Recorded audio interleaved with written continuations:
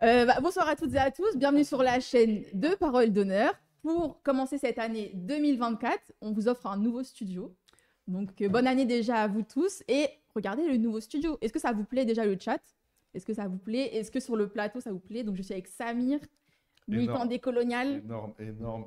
Franchement, on remercie les personnes qui nous hébergent parce que je ne sais pas si on peut, le dire ou pas? les nommer et tout ça. Donc voilà. Non, en tout cas, les personnes qui nous hébergent pendant un certain temps, oui, j'avais bien compris. Et parce que le lieu, il est juste incroyable. Je pense qu'on va pouvoir faire des très bonnes émissions ici. Et moi, je suis heureux de retrouver le chat, de vous retrouver. Et on va tout déglinguer. Et bien sûr, nique la BAC. Encore en Et Free Palestine. Et Free Palestine. Oui, on peut quand même dire que c'est un groupe militant. Cité. Non. On n'est pas accueillis par. Mais non, ça pourrait être un particulier. Non, ce que je veux dire, c'est que c'est important de faire. On n'est pas au siège de Reconquête, quoi. Voilà. C'est un acte militant. C'est important de dire que c'est de la solidarité militante, révolutionnaire, et ça, c'est toujours formidable parce que faut toujours valoriser ce genre de choses, bien évidemment. Sans ça, c'est vrai, hein, sans des gens qui nous aident, sans la solidarité militante, on serait là à attendre, on serait là peut-être à faire des spaces ou je sais pas, mais à faire d'autres choses, quoi, tu vois. Et gros taf aussi, on peut faire on peut féliciter l'équipe technique parce qu'ils sont là depuis plusieurs heures. Et ils ont remis en route le studio à partir d'une pièce vide en une après-midi. Et franchement, bravo à eux. Sauf à Christophe, parce que je sais pas, je l'aime pas trop, je suis comme ça. Mais non, bravo à eux. Moi, j'avoue que j'avais peur. Je me disais, le temps qu'on trouve un nouveau studio, ensuite, il faut qu'on se réinstalle et tout. Je me disais, ça va être une galère. Et ils ont grave assuré, ce qui fait que, franchement, on avait presque rien à faire. Et c'est vrai, quelqu'un le signale, le buste de Lénine, on ne l'a pas, là. Hein. Oh non! Non, c'est pas vrai. Il a été perdu pendant le déménagement. Non, on va le retrouver. Il est dans les Et les gens, ils tiennent à ce buste. Oui. Et nous aussi. Hein. Ouais. Bon. C'est ça, ils ont qu'à prendre 20 abonnements et on le remet. On est entre nous, mais je continue quand même le petit tour de table. Sabrina, ça va? Très bien, très contente d'être là ce soir. Ouais. Très beau studio, beau glow-up. Motivée pour la nouvelle année? Ça motive, ouais. Clair. Trop cool. Et Youssef Boussouma. Juste, j'ai une question. Bien sûr. Sabrina Waz, c'est quoi le titre? C'est Sabrina Waz, militante décoloniale, membre de Parole d'honneur.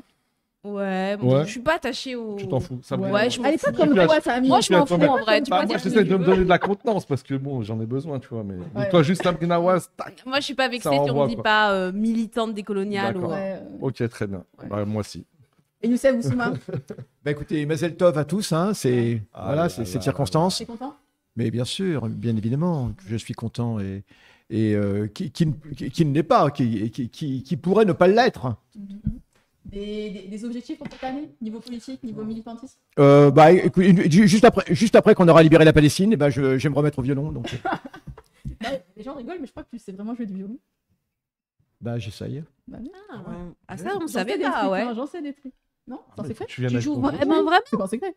Non, c'est pas un secret. Oui, tu m'as fait. Est-ce que tu peux venir avec ton violon la prochaine fois et jouer un morceau? Franchement, ça serait top. Jamais de la vie. Il y a quelqu'un qui a dit c'est Lénine qui nous perd, c'est pas nous qui perdons Lénine. Ok, très bien. J'ai une amie qui a eu Youssef en prof d'histoire. Faut la saluer de ma part. Géraldine, moi aussi. Faut la saluer de ma part. Dédicace à Pauline qui t'a eu en prof au collège. D'accord, super. Ouais. J'espère qu'elles ont bien tourné parce que voilà. C'est ma réputation qui est en cause. Ça va. Ok les amis, donc on enchaîne. Petit programme de la soirée donc pour cette émission de rentrée de l'année 2024. Donc tout d'abord on est là pour la perm, donc avec Youssef, Samir et Sabrina. Donc pour la perm on va parler de l'actualité en Palestine, on va parler de la plainte qui a été déposée par l'Afrique du Sud contre Israël pour génocide. On va aussi parler du meurtre des journalistes à Gaza. Et enfin, on va aussi parler de ce qui s'est passé au Liban, avec aussi une frappe qui a ciblé le numéro 2 du Hamas. Du Hezbollah. Non, du Hamas. D'abord du Hamas. Du Hamas. Oui. Mais dans le fief du Hezbollah, donc au sud Non, Beyrouth. Non, mais parce qu'il y a un chef du Hezbollah qui a été Ça, tué aussi. Ouais, ça. Pardon. Je laisserai Youssef parce que j'ai pas eu le temps de bien regarder. Voilà. Ensuite, on parlera aussi de la loi immigration. Parce qu'on n'a pas eu le temps de faire le bilan avec la perte du studio. Le prétendu remaniement. Oui, on peut en parler aussi. Qui n'est pas un remaniement, on reprend les mêmes, on mélange, tac. Parce que là, c'est sorti, là, ça y est. Non, c'est pas encore sorti. Quasiment. Il est sorti, là. C'est sorti aujourd'hui. La démission a été acceptée, le remaniement, Donc, pas de suspense, ce sera Attal. Attal en quoi? Comment? Un talent quoi? Chef du gouvernement. Premier ministre, tu veux dire? Oui. Incroyable. Ah, donc le ministre qui a interdit Donc, il a la fait- baya va devenir Premier ministre. Voilà. Il y a beaucoup de Ok. chance. C'est la prime à l'islamophobie, quoi. Il a fait Super. sauter Elisabeth Sartek, Borne, Gabi. alors. Ah ouais. Sartek, Gabi. C'est le bon élève, vous savez, c'est le bon élève, celui qu'on a toujours envie de cogner dans un coin, là, blabla. Non. Hein? Non? Oh, pardon. Je me révèle. On continue. On continue, s'il vous plaît, l'aparté sur ça. Mais pourtant, Elisabeth Borne, elle a fait le taf, Ah, quoi. merci, Niveau, merci pour niveau pour application. l'abonnement. Merci beaucoup, Tercile, qui a oui, offert mais plein c'est- d'abonnements. Merci beaucoup. Merci beaucoup. Tercile plat ou tercile? À la longue, mais le problème, c'est que plus va la cruche à l'eau qu'à la fin elle s'use. Hein, donc, il fallait bien la changer. À méditer. Ah, mais Ouais, j'ai pas compris 2-3 mots, mais j'ai compris. Ok. À méditer. La loi immigration, on parlera aussi de l'affaire Depardieu un petit peu si on a le temps. Et on aura une superbe chronique ciné de Yazid. Voilà, vous avez l'habitude, sur le film L'écolo. Donc ça, c'est le programme pour la perm. Et ensuite, on parlera pour la grosse émission. Donc là, ce sera présenté par Wissam, la star. Wissam qui reste avec nous, qui reste perso il n'y a pas longtemps, mais je vous assure qu'il reste avec nous. Donc Wissam qui présentera une émission qui s'appelle la... Ah, pardon. Ah oui, ça... je suis pas belle quand ça bug sur moi. Hein. Ça fait pas très sexy. Hein.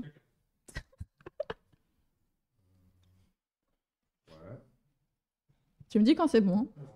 C'est bon? C'est bon les gens? On m'entend les gens? On m'entend les gens? Oui. Wissam, la star du mercato d'hiver. Ouais. Allez, continuez, vous allez nous énerver. c'est comme Mbappé, là, Ouais. Real. Et donc, Wissam, il présentera une émission qu'il a conçue et qu'il va présenter, qui s'appelle « Vers la corbinisation des leaders de l'AFI ». Donc là, on parlera vraiment de l'actualité récente sur les attaques contre des personnalités de la France insoumise, comme Jean-Luc Mélenchon, David Guiraud, Ercilia Soudaïs pour antisémitisme. Donc là, c'est vraiment l'actualité politique en France dont laquelle nous ne pouvons pas passer à côté. Voilà. On commence avec la Palestine. Donc tout d'abord, j'aimerais bien parler des frappes en fait qui ciblent les journalistes à Gaza. Donc pourquoi? Tout simplement parce que c'était il y a quelques jours en fait. Il y a le journaliste qui est chef du bureau d'Al Jazeera donc à Gaza qui s'appelle Wael El-Dardou. Ouais. Voilà, très bien, merci Youssef. Donc en fait, il avait déjà perdu beaucoup de membres de sa famille en octobre en fait. Et il était devenu un peu célèbre parce que on le voyait beaucoup à l'image et que c'était devenu un héros. Voilà, c'est ça. Je crois que 5 enfants sont morts. C'est énorme. Ses enfants étaient morts C'est avant. énorme. Et là, il y en a un. Avant que, Avec avant sa que- femme en plus. Et avec alors que sa femme et ses enfants, justement, ils étaient dans un camp qui était désigné comme les camps safe, hein, vous vous rappelez. Donc, il y avait ça, donc il était déjà mis en avant comme très courageux, il avait repris le travail juste après, etc.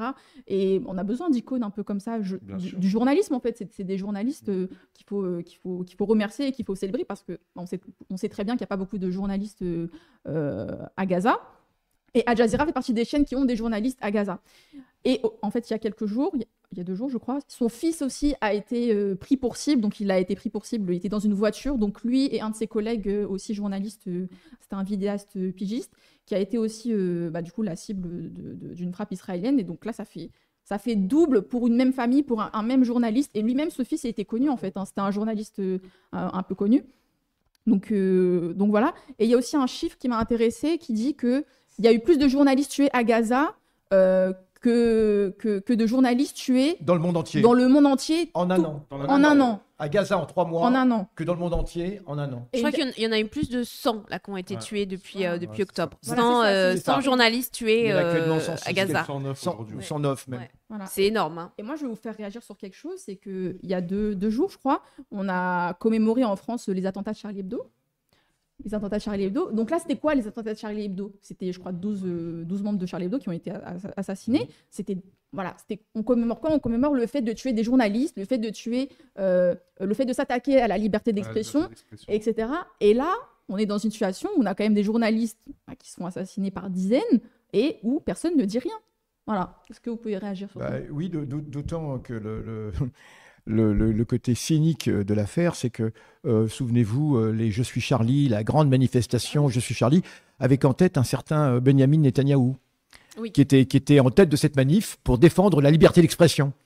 Et c'est ce même Netanyahou, ce même vampire de Netanyahou qui aujourd'hui fait assassiner son 109e journaliste. Alors ce qui est extraordinaire, c'est que personne ne relève cela, ne relève qu'ils ont manifesté avec celui qui aujourd'hui, pour la liberté d'expression soi-disant, avec entre autres, il n'y avait pas que lui, il y avait une sacrée brochette de canailles, et avec celui qui aujourd'hui assassine volontairement les journalistes. Parce que, disons-le, ces journalistes qui sont tués ne sont pas tués accidentellement par des frappes, un petit peu imprécises, etc. Ils sont délibérément visés, et même souvent, on les prévient qu'on va les tuer. Je ne sais pas si vous imaginez, vous êtes journaliste, on vous prévient qu'on va vous tuer, et puis la nuit arrive, et on vous tue, voilà, vous êtes mort. Voilà. Et c'est extraordinaire parce que pour que RSF, Reporters sans frontières, réagisse, ça a été vraiment quelque chose d'incroyable. Bon, là, ils ont un petit peu réagi, mais dans le dernier rapport qu'ils ont fait, eh bien, RSF ne considère pas que les journalistes morts à Gaza sont morts dans l'exercice de leurs fonctions. Et donc, ils dénombrent 45 à peu près ou 46 journalistes morts dans l'exercice de leurs fonctions, mais ils ne mentionnent pas les journalistes de Gaza. D'accord ? Et c'est absolument incroyable. Ce que tu veux dire, c'est des journalistes palestiniens. Alors, ils sont palestiniens en général, pas forcément, mais c'est vrai qu'en grande partie, ils sont palestiniens. Et j'ai vu qu'aujourd'hui, il y en a un qui a décidé de renoncer à son métier. Il a perdu toute une partie de sa famille. Il a dit, voilà, j'abandonne. I resign. Et puis, voilà, je mets à l'abri le reste de ma famille. Voilà. Et cela n'émeut absolument personne. Cela n'entraîne pas de condamnation. Cela n'attire même pas l'attention. Et d'ailleurs, il le dit. Il dit, puisqu'il n'y a aucune compassion au plan mondial, puisqu'il n'y a pas de réelle compassion, puisque tout le monde s'en fiche, eh bien voilà, j'abandonne mon métier. Mais qui sont les responsables ? Sur qui retombe la honte ? Sabrina ? Oui, moi j'ai vu hier quand même que, c'est un peu une histoire française, mais que Zineb, justement, Zineb, tu l'as vu toi aussi, peut-être vous l'avez vu aussi. Donc hier, c'était bien hier, la commémoration de Charlie Hebdo, il me semble. Et donc, voilà, et donc elle a rendu hommage à ses anciens collègues en mettant l'accent sur le fait que il se passait ce dont on est en train de parler en Palestine et que personne ne réagissait. Et je trouvais que c'était un angle finalement qui était assez intéressant, qu'elle a pris, qui était assez intéressant. Et je pense que ça a dû en secouer plus d'un, quoi. Tu as tout à fait raison, d'autant plus qu'elle cite Charb. Oui. Et comme vous le savez, nous avions emmené Charb en Palestine, d'accord ? Donc c'est à cette occasion que j'avais connu Charb en 2000. Et donc je me souviens très bien qu'il était tout à fait sensible évidemment à ce qui se passait. Il était venu avec nous dans l'émission civile pour la protection du peuple palestinien. Et donc j'avais pas mal discuté avec lui. Et je suis sûr que Charb lui-même réagirait aujourd'hui par rapport à ce qui se passe en Palestine. C'est ce qui rend d'autant plus abject le silence, le silence aujourd'hui de ces gens qui commémorent Charlie. Bon, c'est très bien, effectivement, il faut défendre la liberté d'expression, on est d'accord, mais qui n'osent pas dire un mot sur ce qui se passe en Palestine en regard. C'est ça, c'est toujours cette histoire d'asymétrie. Là j'ai envie de dire, là, on atteint un paroxysme presque, j'allais dire, délirant, quoi. Presque délirant. C'est-à-dire que on voit justement des dizaines de journalistes tués. On sait très bien que... et en plus, eux-mêmes en font la promotion. C'est-à-dire que lorsqu'ils ont assassiné le numéro 2 du Hamas à Beyrouth, et justement, ils se sont vantés d'avoir une précision absolue sur la frappe et de ne toucher que l'appartement où se trouvait la personne et de ne tuer que la personne et les personnes qui l'accompagnaient. Donc ça veut dire que techniquement, ils ont les moyens d'atteindre des cibles précises. Donc à partir du moment, il y aurait, dans tous les conflits, dans toutes les guerres, tu peux avoir un journaliste, deux journalistes. On entend de temps en temps, comme par exemple en Ukraine, ça arrive une fois de temps en temps. Mais là, quand c'est massif à ce point-là, personne ne peut... J'allais dire décemment prétendre que c'est l'effet du hasard. C'est pas l'effet du hasard. Donc ça, vraiment, c'est plus que choquant. C'est juste écœurant. Et donc, vraiment, gloire à ces combattants. Parce qu'en fait, c'est des combattants. C'est-à-dire, même s'ils ne sont pas armés, je veux dire, avec des armes, voilà. Enfin, les martyrs, bien sûr. Mais quand je dis les combattants, c'est tous les journalistes, toutes les personnes qui relaient Je pense qu'on tous, on suit des personnes sur les réseaux. Je ne sais pas s'ils sont tous professionnels, amateurs, peu importe, mais beaucoup de gens qui relaient ce qui se passe sur le terrain, qui nous permettent de voir ce qui se passe, parce qu'il y a un autre aspect, c'est parce que c'est aussi cette, comment dire, cette destruction de l'outil journalistique, on va dire, qui permet de prendre conscience, qui permet au monde de prendre conscience de ce qui se passe.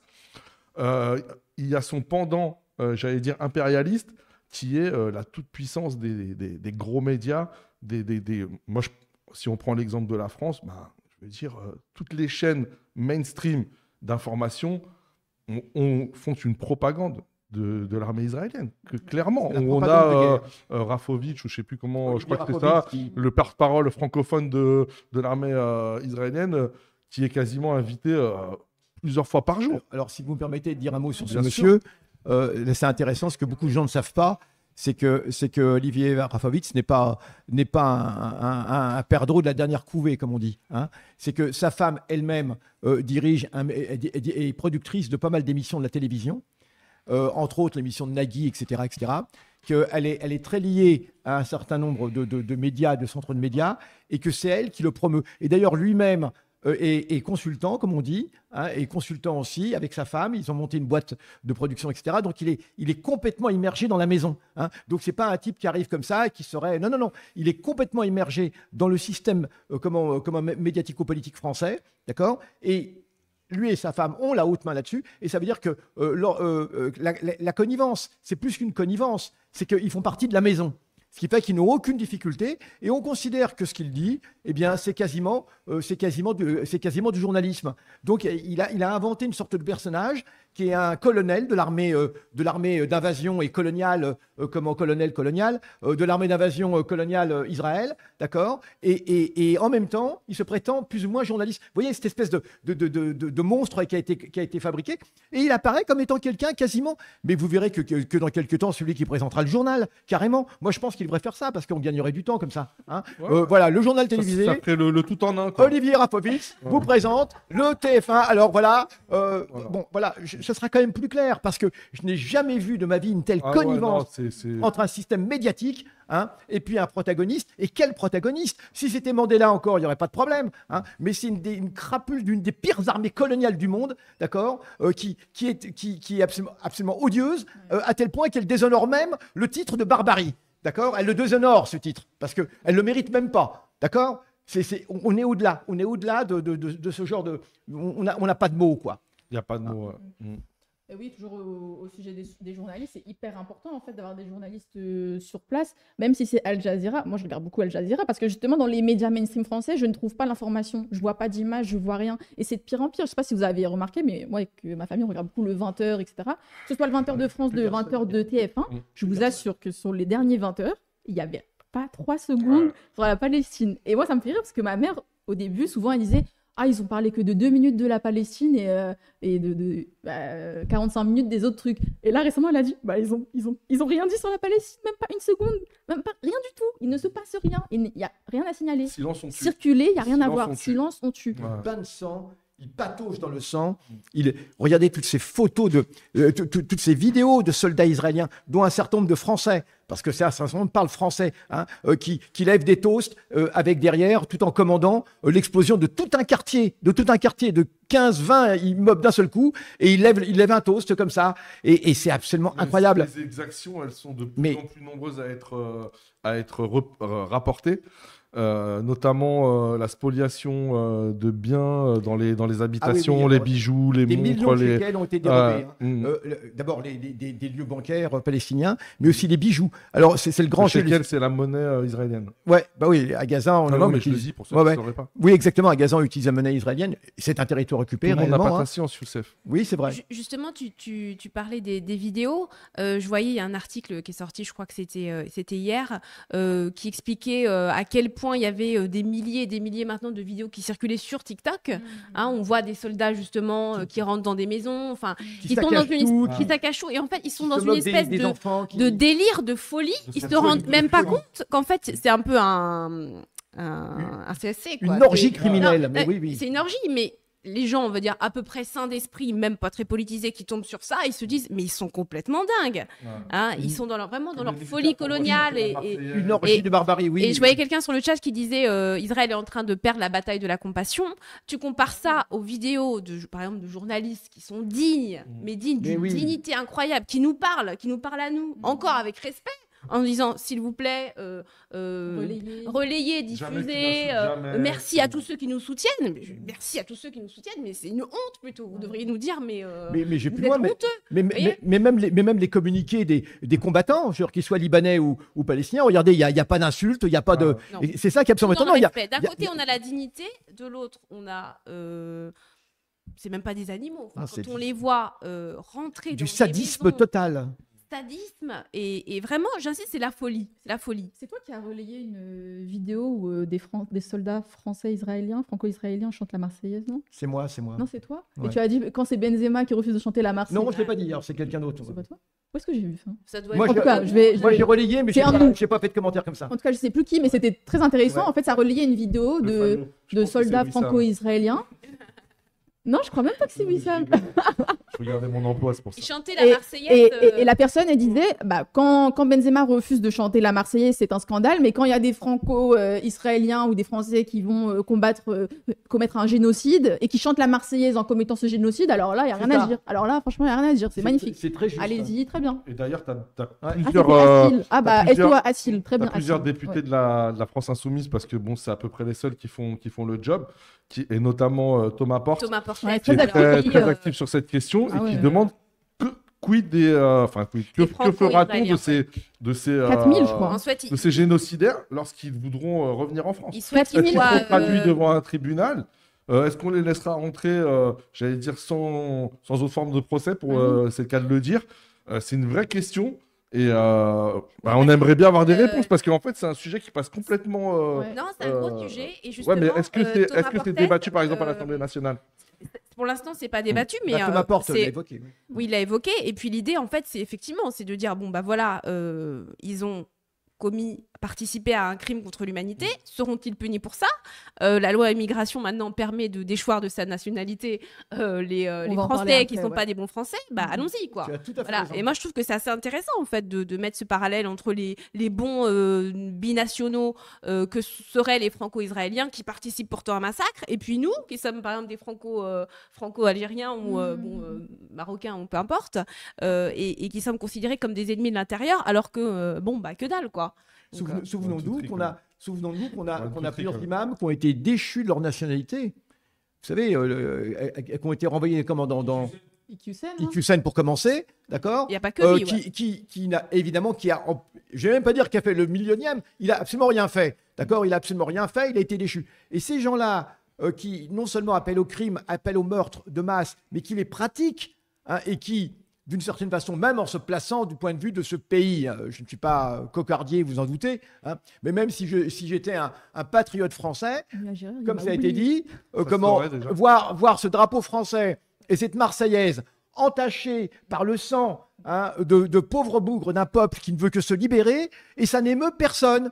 Et ça n'émeut personne. Et pire que cela, c'est qu'il y a des commentaires aujourd'hui sur Twitter, hein, de gens qui soutiennent ce genre de choses et qui disent c'est bien ces Français qui défendent leur pays. Alors on ne comprend pas de quel pays ils parlent. Ce sont des Franco-Israéliens. D'accord? C'est-à-dire qu'on considère que Israël est leur pays. Vous voyez ce que je veux dire? Alors, à mon avis, c'est. Et non, mais quand dans le même temps, à quelques mois près, la majorité, parce que c'est des sondages qui le disaient, des Français souhaitaient interdire le retour des enfants français de Mais Syrie. bien sûr. Qui, eux, pour le coup, n'ont rien fait, vu qu'ils étaient, Bien sûr. ils étaient bébés. Et qui sont réellement Donc, français en donc, plus. c'est pour ça que quand à chaque fois, moi je trouve que ce principe d'asymétrie, il est vraiment Bien sûr. il est central dans la compréhension, dans l'analyse de la question palestinienne et le conflit avec Israël. C'est que c'est une C'est question que- de racisme aussi, c'est pas Voilà. que de la géopolitique. C'est que l'impérialisme, aussi, en fait, autorise tout. Géométrie variable. L'impérialisme Ouais. justifie tout. Ah oui. Comme c'est nous qui le faisons, c'est forcément bien. Tu vois, et comme c'est vous qui le faites, c'est forcément du terrorisme, du fondamentalisme, du ce que tu veux isme, mais c'est forcément négatif, quelle que soit l'action qui est menée par le non-impérialiste, quoi. C'est le fameux « une vie ne vaut pas une vie ». C'est ce que Oussam il disait non mais attendez, depuis le 7 octobre, il y a eu au moins 30 000 morts palestiniens. Et il y en a encore qui nous disent non, mais les attaques, c'est terroriste, le Hamas terroriste, etc., et qui sont incapables de dénoncer Israël. Il leur dit une vie, ça vaut pas une vie, parce que là, on est à un mort pour 30, là. Oui, c'est ça, c'est de dire à partir de combien de partir morts de palestiniens voilà. vous estimez qu'on est quitte, quoi. Voilà. Parce que là, ça commence à faire... C'est illimité, il faut le savoir. C'est illimité. Israël considère qu'il a le droit d'exterminer tout le peuple palestinien, non seulement tout le peuple palestinien, mais également les soutiens du peuple palestinien. Ça veut dire qu'Israël considère quoi? Qu'il veut exterminer la moitié du monde ou les 3/4 du monde, parce qu'aujourd'hui, on le voit très bien, la terre entière est du côté des Palestiniens. La terre entière, non pas parce que les Palestiniens seraient justement comme une espèce à considérer davantage que les autres, c'est parce que ces gens-là se reconnaissent dans les Palestiniens et reconnaissent l'humanité des Palestiniens et reconnaissent que toute l'humanité est contenue aujourd'hui sur ces 360 km² à travers ce petit peuple qui malgré tout reste extrêmement digne. Il voit l'humanité comme un miroir et il voit les ennemis de l'humanité aujourd'hui à travers l'armée israélienne. Alors, pour la suite, le deuxième sujet que je voulais qu'on aborde, c'était c'est essentiel. Ouais, Samir, tu voulais ajouter un truc? Pour Ouais. ponctuer ce que disait Youssef par rapport au soutien, et c'était pour dire justement, en France, moi, je ne suis pas forcément dans tous les pays, mais je suis quand même assez admiratif de ces personnes qui, tous les samedis, plusieurs fois par semaine, les dimanches aussi, se rassemblent encore samedi. Je sais pas si parmi vous, certains y étaient, mais il y a eu encore des milliers de personnes. Il y a un nouveau rassemblement qui est appelé samedi 13 janvier. Je crois que c'est à République, mais bien sûr, après, ça va circuler sur les réseaux. Mais en tout cas, il y a pas mal de mouvements. On va pas tous les citer, mais il y a pas mal de mouvements qui maintiennent la mobilisation, j'allais dire, vivante. Et voilà, il faut pas les lâcher. Il faut pas les lâcher. Il faut continuer à aller aux manifs, aux rassemblements, voilà, à communiquer sur les réseaux pour que ça dure. Tant que en fait le massacre sera en cours, il faudra jamais renoncer, quoi. Jamais renoncer. C'est le moyen qu'on a. Et le boycott aussi. Le boycott. Moi, par exemple, j'ai communiqué parce que il se trouve que j'ai un abonnement chez un opérateur qui est, on va dire, lié à l'État d'Israël. Et du coup, tu peux le nommer, hein? Ouais, je peux le Bah, ouais, vas-y, mais bon, nomme-le, SFR, comme ça les gens savent. SFR. Voilà. Et du coup, j'entreprends les démarches pour justement arrêter, quoi. Et puis pour avoir, on va dire, l'opérateur qui sera le plus adéquat, on va dire. Et voilà, et je pense qu'il faut essayer vraiment d'essayer de donner le moins de sous possible et de soutenir l'action de BDS, quoi. Ouais, c'est Tout sûr. simplement. Alors, je peux répondre juste aux Vas-y, faut aux questions. répondre. Donc d'abord, pourquoi il y a eu 2 appels différents à la manif de samedi? Bon, c'est pas parce que des gens sont opposés, mais c'est parce qu'il existe plusieurs pôles palestiniens aujourd'hui. Alors bon, peut-être qu'ils vont finir par s'unifier. Ils sont pas du tout antagonistes, hein. Mais donc voilà, il y a plusieurs pôles palestiniens. Ce qu'ils veulent dire, c'est lequel suivre, en fait. Quand il y a 2 appels, qu'est-ce que doit faire le commun des mortels qui suit et qui se dit, je vais à quelle manif? C'est vrai, je suis tout à fait. Le plus logique, c'est de suivre Urgence Palestine, parce que c'est le les plus collectif, on va dire, le plus massif, le ouais. plus fédérateur, et c'est celui qui, depuis le mois d'octobre, arrive à mobiliser les gens. Donc, je crois qu'il ne faut pas trop se poser de questions. Et puis, voilà, c'est ça. De toute façon, le principal, c'est qu'il y ait le maximum de monde dans les rues, hein. Voilà. Donc, de toute façon, c'est que du haut de la capitale, du haut vu Il y a pas de l'avion. mauvaise manif. C'est ça, de toute façon. Donc voilà, c'est tout, c'est pas grave. Et puis, Inch'Allah, les cortèges convergent. Il y a une autre chose que j'aimerais dire au niveau de ce qu'il est possible de faire. 19h30. Ce sont les pétitions qui circulent actuellement. Alors, vous savez que c'est une semaine qui est très importante cette semaine, puisque ça va être la CPI, la semaine de la CPI, de la Cour pénale internationale. Ça veut dire qu'aujourd'hui, on a un certain nombre de pays, dont l'Afrique du Sud, mais je crois que tu allais en dire un mot, excuse-moi. Je te laisse le dire et ensuite. Non, Tu mais spoil. non, Je rigole, vas-y. non. Non, mais c'est très bien, ça Non, fait la justement, transition. commence. Non, Et comme ça, je pourrais compléter. Vas-y, excuse-moi. T'es sûr? Je t'en prie, Mariam. Alors. Donc, sur l'Afrique du Sud, en fait, oui, donc l'Afrique du Sud a déposé une plainte fin décembre à la Cour pénale internationale, si je ne me trompe pas. Non, la Cour internationale de justice, pardon. Non, pas la Cour pénale Oui, la internationale. Cour attention. internationale de justice. Parce que c'est différent. Tu as raison. Parce que là, c'est pour les États. Quand un État veut porter Oui. plainte, il le fait Oui. à la CIJ. Et donc, en fait, c'est une plainte pour reconnaître, contre Israël pour génocide, en fait. Pour génocide. par rapport aux actions commises à Gaza. Et en fait, l'Afrique du Sud s'appuie sur la Convention pour la prévention et la répression du crime de génocide, communément appelée la Convention contre le génocide, qui date de 1848, je crois. Donc, c'était dans la foulée de la Seconde Guerre mondiale, notamment par rapport à la Shoah. Et je pense que c'est ce que tu allais dire. Les premières audiences publiques, elles se tiendront au Palais de la Paix à La Haye, les jeudis 12 et vendredi 11 et 12 janvier. Oui, alors ce qui est intéressant, c'est qu'il y a un certain nombre d'avocats français, entre autres le maître Gilles Devers et d'autres, eh bien, sont partie prenante et ont déposé donc des plaintes aussi par rapport à cela. Et ce qui est intéressant, c'est que des citoyens le font aussi. Des citoyens peuvent documenter les plaintes. Alors il y a cela, mais il y a aussi à la CPI. Alors tu parlais, toi tu l'as. C'est la Cour internationale de justice. Toi, tu parles de la CPI. Oui, mais moi je parle de la CPI maintenant. Oui, vas-y. Alors il y a en ligne, il y a en ligne. Alors bon, moi je l'ai mis en ligne sur Twitter et sur Facebook, mais il y a en ligne maintenant, eh bien la CPI, et la CPI vous propose d'être acteur de cette plainte. C'est-à-dire qu'il y a un formulaire à remplir et vous pouvez documenter les plaintes en envoyant soit des extraits de vidéos ou autres avec vos coordonnées, hein, et tout cela fait partie ensuite du dossier à charge contre l'État d'Israël. Alors je l'ai fait sur Twitter, alors excusez-moi, je pourrais là. Vous pouvez aller donc sur mon compte Twitter. C'est pas du tout une invitation à aller sur vos comptes Twitter, je m'en fiche complètement, hein, mais c'est vraiment, vous pouvez la retrouver. Ou vous tapez, alors ça s'appelle Justice for All. Tu l'as dit quand même. Hein, oui, j'ai dit quand même. Placement de. Ça s'appelle Boussouma. Justice. Non, mais suivez Youssef sur Twitter, franchement, il est très drôle. Surtout avec Julien Drey. Alors, une histoire d'amour avec Julien Drey. Aziza, c'est qui Aziza à chaque fois? Frédéric Aziza. Frédéric Aziza. Bah, oui. il se trouve que j'ai cette chance que Frédéric Aziza, Oh, le journaliste vedette de Radio J, il est de ma ville, il est de Marnia. Et il est de ma ville en Algérie, puisque son oncle, son vénérable oncle, qui était un homme admirable, rien à voir avec lui. C'est un juif d'Algérie? Oui. Son oncle, qui était un homme vénérable et très sympathique, c'était le facteur de ma famille. C'était le facteur de ma famille et qui était très aimé, tout et tout. Et d'ailleurs, en 62, pour la petite histoire, il n'était pas du tout très chaud pour partir. Hein. Il voulait absolument rester. Lui, il était algérien, etc.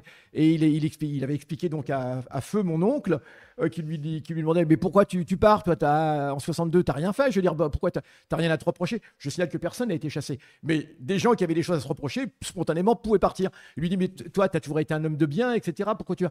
Il dit qu'est-ce que tu veux? Ils partent tous, ils m'obligent, etc. Voilà. C'était donc à chaque fois, je me fais fort de rappeler ça à monsieur Aziza, qui est un fiefessionniste, mais alors une canaille, mais alors absolument incroyable, hein, et qui défend Israël, parce que je suis un auditeur assidu de toutes les radios communautaires, vous le savez, et c'est là qu'on apprend, on apprend beaucoup de choses.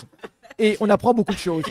Et la voix de l'ennemi. Et donc, alors donc du coup, eh bien, ce que je veux dire, c'est que oui, parce qu'il y a le journal en direct d'Israël. C'est pour ça. Donc c'était toujours intéressant de savoir. Alors donc tout ça pour vous dire que voilà, c'est tout ce que je veux dire. Et donc vous pouvez. Ah pardon. On accueille Yazid. On accueille Yazid. Viens vite Yazid. Ça va, tu vas bien? Bonjour Yazid, ça va bien? Installe-toi tranquillement. Vas-y. Et donc du coup, je rappelle donc de cette Justice for All. Comment vous pouvez vous donc participer à cette plainte en documentant avec des documents, des vidéos, des photos, etc. Et tout cela, eh bien, fera partie du dossier à charge contre l'État d'Israël. Une chose, et une autre pétition qui circule. Vous savez qu'il y a une tentative. Ah pardon. Vous savez qu'il y a une tentative actuellement, de certains milieux sionistes en France pour faire passer une loi qui criminaliserait la critique d'Israël, carrément.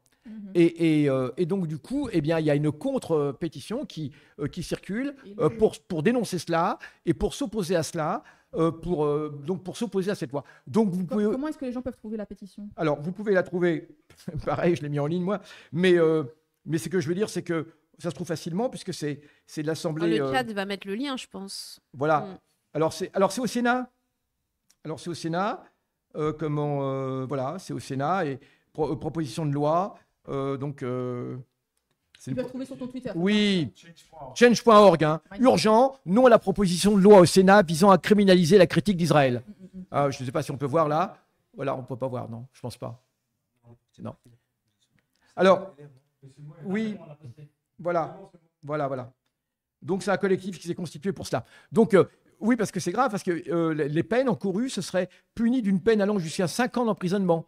Toute critique de l'État d'Israël. Bah oui, on doit accepter le génocide des Palestiniens, et celui qui n'accepte pas le génocide des Palestiniens, eh bien, est un criminel. D'accord, vous avez compris? Ouais. Bon, voilà, donc on peut continuer, reprendre une vie normale.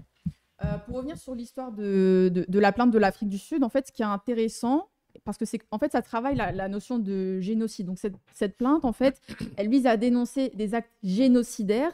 Et elle dit que c'est parce qu'il y a l'intention en fait de commettre un génocide, parce que vous savez, il y a toujours ce débat là, génocide, est-ce que vous exagérez pas un petit peu, blablabla, il faut une C'est l'intention que le... Mais c'est l'intention en droit international qui compte en fait, et c'est ça que ça peut rappeler aux gens, tu vois, ce type de plainte, et je trouve c'est pour ça que c'est utile, c'est que ça rappelle qu'en fait, juste si tu as l'intention de tuer, même si tu tues 5 personnes, ça compte en fait. Voilà, en fait, chaque vie compte quelque part. C'est ça que ça rappelle. Donc, ça c'est intéressant. Et je voulais vous demander, en fait, comment est-ce que vous défendez cette appellation de génocide et aussi, peut-être en miroir, comment est-ce que vous expliquez la réticence chez certains à appeler ça un génocide? Voilà. Pour ce qui se passe à Gaza. Qui veut Yazid, tu viens d'arriver. L'intention génocidaire, elle est... Yazid. Merci, vous aussi. Meilleurs vœux. C'est vrai qu'on ne s'est pas vu depuis 2024. C'est la première fois. T'aimes bien le studio? Franchement, c'est la classe. Ouais. Surtout, en fait, les images, parce que j'ai commencé par voir les images à l'écran, ça fait, on se croirait à TF1. Moi, par contre, je suis content. Le sionisme en moi. Là, la technique, elle est contente. Hein. Par contre, je suis un peu content parce que t'as le nez tout rouge, du coup, t'es moins beau. Il fait un, Tu peux continuer. il fait un froid. Non, Je suis venu à vélo. Non, mais je profite. J'ai souffert. Vas-y. Mais du coup, on va revenir sur des sujets Bah moins ouais. légers. L'Afrique du Sud. En fait, l'intention génocidaire, elle est patente depuis le début. Enfin, depuis le premier jour. Dans les déclarations Yoav Gallant, le ministres, ministre etc. de la Défense Bah israélien, a annoncé il a donné le ton dès le début, en disant qu'ils avaient coupé l'électricité, l'eau, et qu'en fait, ils avaient affaire à des animaux Ouais, on a humains. envie de dire des gros mots quand tu dis des blagues comme ça, c'est ça qui est. Bah, il y a ça, non, je veux dire, Yoav Gallant, et on a eu. Non, mais je pense que le plus incroyable, c'est surtout le président d'Israël, c'est Isaac Herzog. Très rapidement, en fait, ça faisait même pas une semaine après le 7 octobre, il en était déjà à dire que en fait, tous les Gazaouis étaient les complices du Hamas. Ouais. Et que donc, en fait, s'il y avait des braves gens à Gaza, ils se seraient opposés en fait, au Hamas. Et qu'en fait, finalement, ils étaient tous des complices. Voilà. Il en est arrivé jusqu'à maintenant signé sur les missiles, obus, ouais. sur les obus. ouais. Pas uniquement lui, d'ailleurs, des officiels américains l'ont Bien fait, sûr, Mike Ouais. Pence, l'ex-vice-président ce week-end. En fait, ils sont tous malades, ces gens. Non, mais je veux dire, il y a un truc pathologique. Ouais, chez bien ces sûr. gens. Ils sont malades. Bref, en fait, dès le début. Il y a une outrance qui est surprenante. En fait, ce qui est intéressant, c'est qu'ils ne font pas mystère de leur intention. Ils ont leur ministre d'extrême droite qui n'arrête pas d'annoncer qu'ils veulent envoyer les Affamé Gazaouis. Gaza. Après, dès les premiers Alors, ils jours, veulent les c'était affamer, comme ça. ils veulent les envoyer aux quatre coins du monde. Mais Donc, on en parlait avant sur la symétrie, c'est-à-dire que eux, quoi qu'ils fassent, on va dire que c'est toujours vertueux. C'est toujours vertueux. Et de l'autre côté, c'est toujours criminel, bien terroriste. sûr. C'est Mais en fait, c'est ouf. Donc, Alors il y a ça. qu'ils font des dingueries. Ils font des Ah non, mais dingueries. ils passent leur journée à faire des choses qui sont horribles. Mais en fait, ce qui est incroyable, c'est qu'au même moment, dans le même camp, donc leur camp à eux, leur gouvernement, ils arrivent à faire coexister le discours de on va tous les dégager, on va les tuer, etc. Et en même temps, on n'est pas des génocidaires. En fait, ils arrivent à les faire cohabiter, les deux discours, dans leur même gouvernement. Tu vois, c'est ça qui est incroyable, en fait. Bah ouais. Si je peux compléter ce que je disais à Youssef tout à l'heure, Netanyahou, quand il a appris pour la plainte, sa réponse, ça a été que la guerre de l'armée israélienne est d'une justice et d'une moralité sans équivalent. C'est-à-dire, il n'y a pas de génocide, il n'y a rien. Là, ce qu'on fait, c'est juste, en fait. Bah, en creux, quand même, ce qui se dessine, c'est que être contre ce qu'est en train de faire Israël à Gaza, c'est être antisémite. Depuis le début, c'est ça la ligne. Ah oui. Bah, la ligne, tu vois, de l'ambassadeur israélien, enfin le représentant permanent d'Israël à l'ONU, dès le début, il a sorti son étoile, il l'a mise. Et en fait, la ligne, elle est la même. Et c'est une cohérence qui date d'un moment déjà. Hein. Je veux dire, déjà chez nous, Macron, en 2017, il disait que l'antisionisme, c'était la forme réinventée de l'antisémitisme. Manuel Valls qui avait un petit peu été j'allais Ouais. dire à l'avant-garde de La cette, liste est bonne, ah oui, oui. Donc, Ouais. donc en fait, tu de cette vois, propagande. Sarkozy aussi, parce que du temps de Sarkozy, au moment des révoltes de 2005, c'est à ce moment-là qu'on avait commencé à entendre parler pour la première fois de savoir-faire de la police israélienne bien qui sûr. pourrait être échangé avec la police française. Ah oui, avec C'est Anne des Marie, non C'est à l'époque. C'était pas avec Alio Marie aussi? Qui a signé la circulaire Alors, qui a fait Alio qu'on a Marie, criminalisé c'est vraiment BDS. c'est sous Sarkozy. On disait que la France allait prendre de l'expertise du côté israélien. C'est sous Sarkozy qu'on a eu la circulaire qui a criminalisé BDS aussi. Oui. Toujours le même argument. Antisionisme égale antisémitisme. Et c'est comme ça en fait qu'ils peuvent faire avancer leur pion jusqu'à arriver au stade où maintenant on regarde sous nos yeux, là, ça se passe, des dizaines de milliers de gens se faire déchiqueter sans que ça ne suscite de réaction plus que ça en fait. Ouais, de réaction étatique, quoi. Étatique, ouais, exactement, que ce soit au niveau du nord ou même du sud global. Hein. Alors ce qui se passe actuellement, c'est que juste pour peut-être dire un mot sur le conflit par lui-même, non? Peut-être. Vas-y. Oui. Alors, non, mais quand tu. C'est bien, c'est Twitch, t'inquiète. C'est Twitch, t'inquiète. Non, c'est parce que je voulais. Non, parce que je voulais répondre à une. Bon, oui, par contre, il faut bien répondre au chat, hein, ça, il n'y a pas de problème. Oui. Oui, quelqu'un disait quel est l'intérêt de soutenir l'État d'Israël pour nos régimes. Quelqu'un posait la question. Question en Palestine. Oui, parce que les gens ont l'habitude. Alors, il s'agit d'un colonialisme, mais c'est pas du tout pour ce qu'il y a dans le sous-sol palestinien. C'est pas ça qui intéresse. Bien sûr, ça n'a rien à voir. Non. D'abord, c'est une position qui est stratégique au plan stratégique, au plan mondial. Hein. On le voit bien. Il y a différentes routes qui convergent. Mais on le voit bien avec ce qui se passe avec les Houthis actuellement. Hein. La route de la mer Rouge. Au Yémen. Oui, avec les Houthis au Yémen. La route de la mer Rouge qui arrive d'Asie, etc. Comment le canal de Suez qui est à proximité. Donc on voit que il y a la Turquie, l'Europe centrale qui est pas loin. Donc on voit que la Palestine a toujours été le verrou de la Méditerranée. Hein. Ça a toujours été le verrou de la Méditerranée depuis le Moyen-Âge. Hein. C'est là qu'aboutissaient les caravanes, les grandes caravanes qui arrivaient d'Asie, etc. Donc ça a toujours été un lieu absolument stratégique. Israël est la plus grande base militaire occidentale au Moyen-Orient. Et voilà, et Israël, c'est une base militaire, une base impérialiste, et surtout, comment ça permet, Israël n'est pas là uniquement que contre les Palestiniens. C'est pour ça que ça peut prendre la forme d'une guerre régionale. Et pour cause, c'est qu'Israël est là pour mettre l'ordre, pour installer l'ordre impérialiste dans toute la région du Moyen-Orient. C'est-à-dire que toute puissance du Moyen-Orient qui commencerait à s'affranchir de la domination impérialiste et qui voudrait se développer comme n'importe quel pays du monde, va forcément rencontrer Israël. Ce que je veux dire, c'est que même si les Palestiniens n'étaient pas là, Israël serait déjà le plus gros problème du Moyen-Orient. C'est ça qu'il faut comprendre. Parce que les gens se demandent, mais on ne comprend pas. Il y a quelqu'un qui posait une question stupide.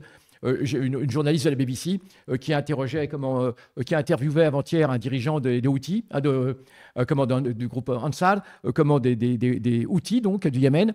Et la personne lui demandait, la journaliste lui demandait, mais qu'est-ce que vous avez à voir avec la Palestine? Vous êtes à je ne sais combien quelle distance, à des centaines de kilomètres, un millier de kilomètres de la Palestine. Qu'est-ce que vous avez à voir? Et lui, il lui répond aussitôt, il lui dit ah bon, parce que M. Biden, il habite à côté de Netanyahou et monsieur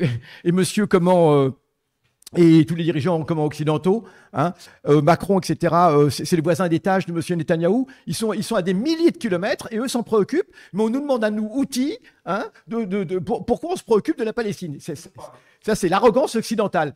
L'Occident considère que la Palestine est une extension de l'Occident. Et il l'a toujours considéré depuis même les croisades. C'est ce qu'elle est déjà. Ouais. Voilà. Et si les Palestiniens résistent aujourd'hui, c'est un tel affront à l'impérialisme qu'il faut briser. C'est pour ça qu'il est de la plus haute importance pour l'impérialisme de briser la résistance palestinienne et de la plus haute importance pour les Palestiniens et pour tous les peuples libres et pour tous les anti-impérialistes que les Palestiniens résistent. C'est un affrontement qui est planétaire. Et c'est cette dimension planétaire qu'il est absolument important de comprendre. Si l'impérialisme est mis en échec en Palestine, à travers la simple résistance de Gaza, on ne demande pas à ce que Gaza domine, d'accord, mais la simple résistance, cela sera une claque qui va avoir un côté d'exemplarité pour tous les peuples, d'abord de la région, parce que ce sera un échec total pour Israël, donc ce sera un échec pour tout l'impérialisme, et y compris notre propre impérialisme. Voilà pourquoi ils défendent mordicus l'État d'Israël. Et d'ailleurs, on le voit. Excuse-moi, tu voulais. Et d'ailleurs, on le voit dans la manière dont le gouvernement, enfin les ministres, les députés, etc. Israéliens présentent le conflit en disant ce n'est pas une guerre entre. Alors déjà, ils disent Israël contre le Hamas. Ils ne citent pas le conflit comme étant un conflit avec les Palestiniens ou avec la Palestine pour pas. De fait reconnaître qu'il y a un peuple et un État palestinien. Et ensuite, il y a une rhétorique qui est de plus en plus présente, je trouve, c'est de dire c'est un conflit de civilisation entre le monde libre, démocratique, humaniste et le monde de la barbarie, quoi. Comme à l'époque, George Bush, quand il disait l'axe du mal, l'axe du bien. Et en fait, ils veulent attirer, j'allais dire presque contre de gré ou de force, quoi, tout l'Occident j'allais dire dans un conflit qui serait un conflit entre deux civilisations et pas entre un peuple opprimé dont on spolie le territoire et un peuple, j'allais dire, agresseur qui non seulement spolie ce territoire, mais en plus, là maintenant, vise à, c'est là où on revient au génocide, vise à abattre de plus en plus de Palestiniens et aussi à les repousser. CF, l'histoire de vouloir envoyer des Palestiniens dans différents pays d'Afrique.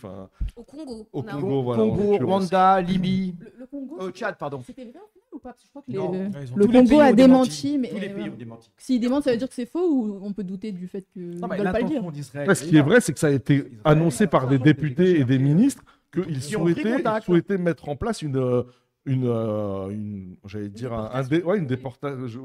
c'est Justement, on a c'est toujours le peur terme. d'utiliser certains C'est le terme, c'est le terme. mais- Absolument, c'est c'est- Ouais, en l'occurrence, c'est ça. Bah, pour l'ONU, c'est une déportation voilà. totale. Et c'est un crime contre Eux, l'humanité. ils l'assument en tout cas. Et c'est un crime contre l'humanité, Ouais. hein. On doit le préciser. Toute déportation d'un peuple est un crime contre l'humanité. C'est pas simplement un crime de guerre, d'accord? C'est un crime contre.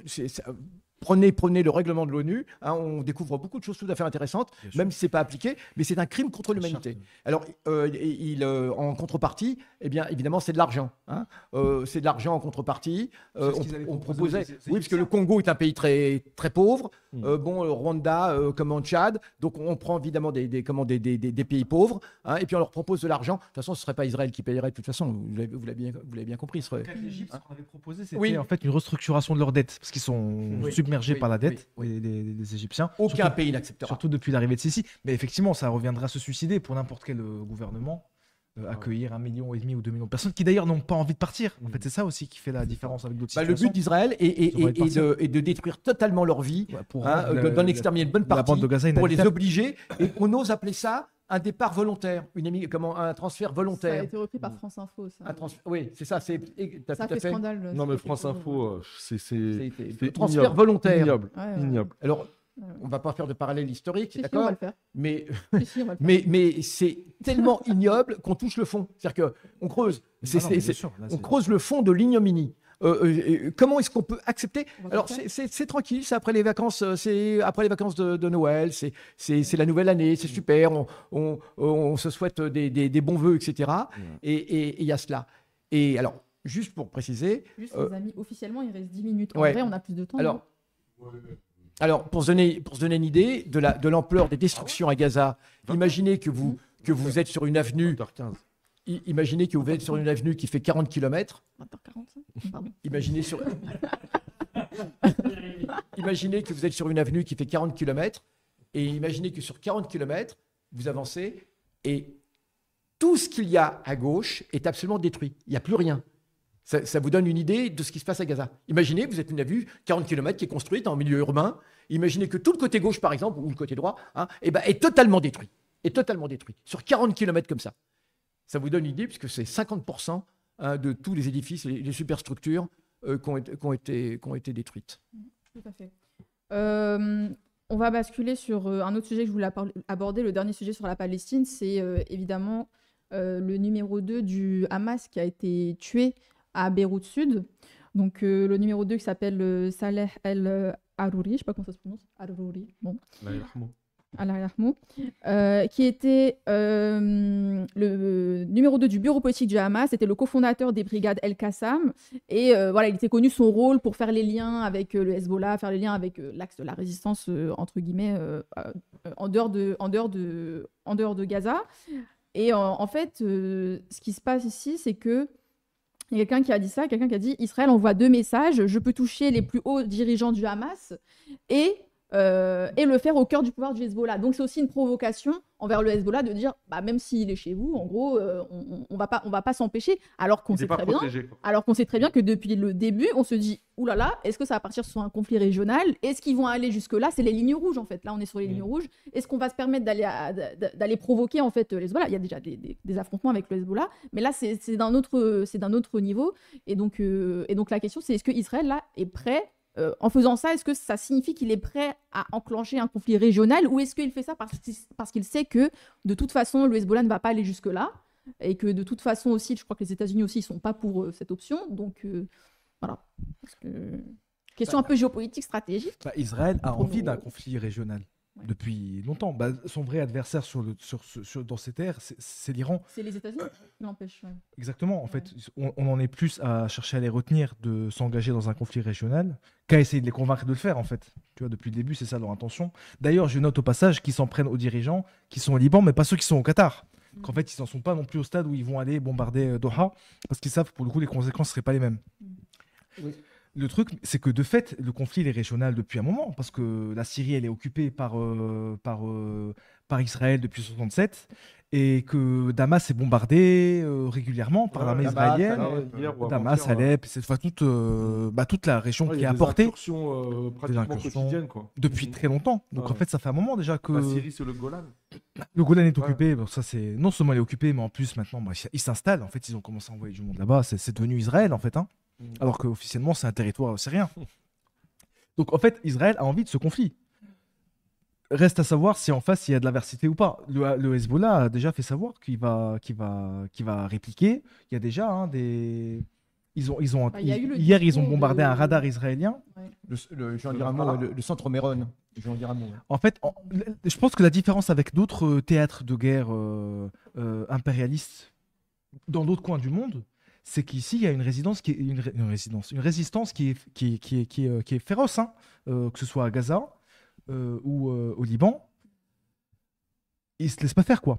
Et c'est là où, sans doute, que les Israéliens, en fait, ils sont aussi en train de voir, tu vois, dans quelle mesure est-ce qu'ils vont être suivis par des Américains qui sont déjà un peu pris à la gorge par leur engagement par ailleurs sur d'autres fronts, que ce soit en Ukraine, que ce soit à Taïwan, etc. Ils ont déjà mis beaucoup d'argent là pour refourguer des munitions Assad, qui est pris dans un vrai bourbier. Hein. Je dirais, ils atteignent aucun objectif à Gaza, hein. Aucun, militairement parlant. Justement, j'allais vous poser une question là-dessus, non? Et je te laisse terminer. Donc Et, pas je suis du sur tout certain qu'ils soient suivis par les camarades occidentaux dans leur expédition militaire au Liban, qui promet d'être aussi un sacré bourbier. Parce que la dernière fois qu'ils sont engagés dans une expédition au Liban, ça s'est mal passé en 2006. Donc ils ont l'habitude de ne pas passer des bons moments quand ils sont en contact du Hezbollah. Et le Hezbollah aussi, je crois qu'il n'est pas... Il n'est pas décidé, en tout cas pas définitivement, à aller dans cette voie-là. Bien sûr. Il y avait le discours de Hassan Nasrallah, qui est le secrétaire général du Hezbollah, qui était très attendu justement après cette attaque-là, pour savoir est-ce qu'il va être offensif ou est-ce qu'il va être plutôt mesuré. Et les analystes ont dit que finalement c'était assez mesuré. Il a dit qu'il y aurait quand même que ça restera pas impuni, mais dans le même temps, on a trouvé que il y avait pas non plus de gros bousculements, quoi. Il y a Voilà. des affrontements quand même, il y a des bombardements de part et d'autre, il y a des villages libanais qui ont été... Là, il y a eu du bombardement au phosphore blanc dans le sud du Liban. Sans arrêt maintenant. de toute façon. Sans arrêt, donc c'est devenu leur marque de fabrique. Voilà. D'ailleurs, Comme personne n'a réagi, Israël bombarde au phosphore blanc régulièrement, Pendant que- pratiquement, je pense- quotidiennement. le jour où Biden en plus était au Liban, je crois. Donc je veux dire vraiment, on est dans un truc, ils font ce qu'ils veulent en fait, ils font ce qu'ils veulent et ils savent qu'il n'y aura pas de conséquences. Donc il y a déjà des conflits, un conflit armé dans le sud Liban. Reste à voir si on va grimper en intensité. Je suis pas sûr que ce soit dans l'intérêt d'Israël, qui est déjà, je le dis, hein, ils sont pas en train de gagner à Gaza, hein. Loin s'en faut. Hein. Et ma Alors, question ils sont était pas en train de justement gaz- là-dessus, ils c'est sont pas en train de que gagner. l'armée israélienne donc prétend avoir tué 8000 combattants du Hamas donc dans Gaza. Donc, en fait, la question elle est toute simple, c'est est-ce que bon, honnêtement, j'y crois pas du tout, mais je veux dire, on est dans une disproportion ultra importante voilà, c'était parce que moi j'ai aucun élément pour mesurer ou pour avoir un avis, tu vois. Et justement, c'est pour ça que je voulais vous poser la question si vous aviez des éléments qui vous permettaient de. Je crois qu'il y a des éléments, mais pour l'instant, je crois qu'on peut pas être sûr. Parce que ni l'un ni l'autre ne veut dire la vérité. Il y a des éléments chiffrés. On sait combien, grosso modo, il y a de morts. On sait quelle est la proportion d'enfants et de femmes. Donc c'est des gens à exclure de la base de calcul. Et après, le problème auquel ils sont confrontés, c'est qu'il n'y a pas de limite claire entre les combattants Ouais. du Hamas et Ah les oui. auà fait. Tu Il n'y vois? a pas une estampille. Bah, c'est ça. Et je pense que n'importe quelle personne qui serait soumise au bombardement et à la torture quotidienne que constitue l'opération d'Israël depuis le 7 octobre pourrait être tentée de prendre les armes. Tu vois? Bien Donc, sûr. en fait, à quel moment tu peux réussir à Ouais. fixer la limite en sachant en plus que ça fait 2 mois qu'ils nous abreuvent de bobards, tu vois? Donc je sais pas ce que valent. Israeli-Wood. Exactement. Ah, Youssef, tu sais que t'as percé sur Les baveurs- tu sais parce qu'on te l'a dit. Des bobards tous plus grotesques les uns que les autres quand même. Alors, tu vois, enfin, vraiment. Le- Ils en sont encore à peut-être des histoires de bébés décapités, Ah de femmes oui. violées, etc. Bah, allez lire d'ailleurs l'article de Arrête. Yazid sur le QG colonial, Ah oui. sur les mensonges d'Israël sur la guerre à Gaza. Ouais, hein, ouais, parce très Qui a que- fort. été écrit avant l'article d'Aretz, où Ah ouais. on nous explique qu'ils ont du mal à trouver un témoignage Ouais, sur ouais. les sévices Oui, sexuels infligés absolument. aux femmes. La police israélienne n'arrive ils pas n'arrivent à, pas à cor- trouver une personne. à Alors, coordonner les récits avec des personnes, etc. Enfin, les femmes c'est. violées, on en a quand même beaucoup parlé. Ça a été un des éléments qui a fait aussi que les gens se sont tus aussi. il y a une tribune dans Et les on dernières dénonce- Il y a eu des tribunes en France. Enfin, voilà. Et c'est vrai qu'aujourd'hui, Il y a des viols, tu peux pas dire bah, qu'on dénonce pas. donc, demain on est le 7. Oui. Inch'Allah, demain on est le 7. Ça fait 3 mois. Non, on est Et- 8, là. On est 8, c'est hier. le sept. Ouais, excuse-moi. Ouais. Et on n'a pas réussi à trouver une seule Ils ont fait un femme qui aurait été témoignée d'avoir été violée. Donc Et t'avais signé, c'est quand même problématique. T'avais signé, Sabrina, la tribune féministe. Ouais, j'ai peut-être signé rappeler, ce une que c'était tribune justement qui dénonçait ça, quoi, qui dénonçait.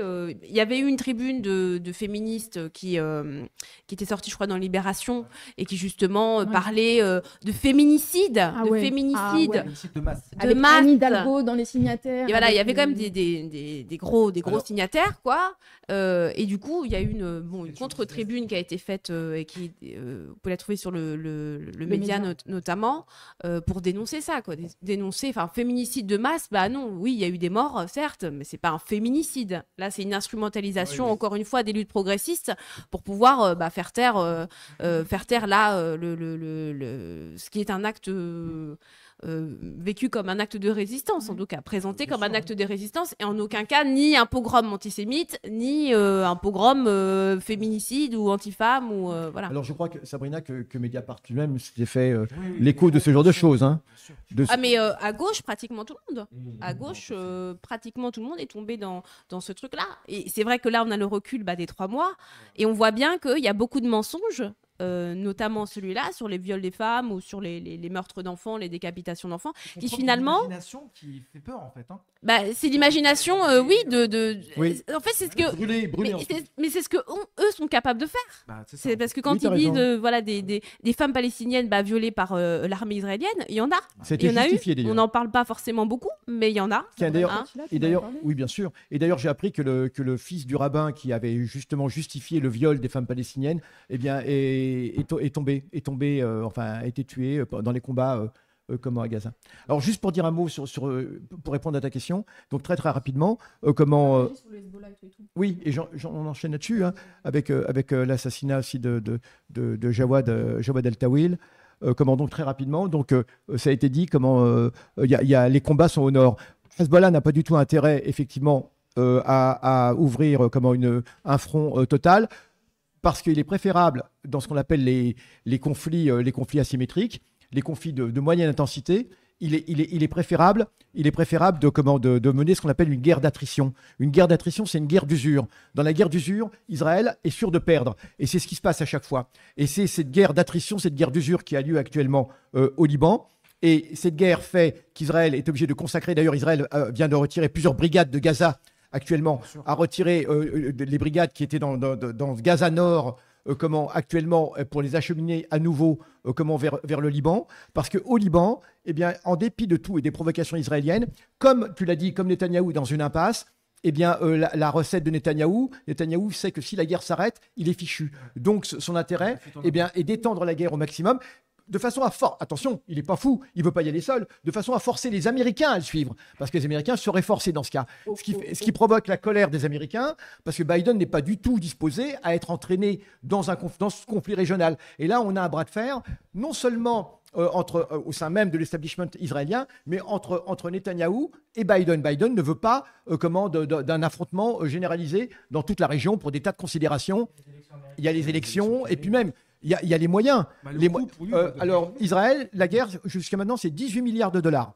C'est 18 milliards de dollars. Ça veut dire qu'aujourd'hui, le PIB, la croissance israélienne est complètement out.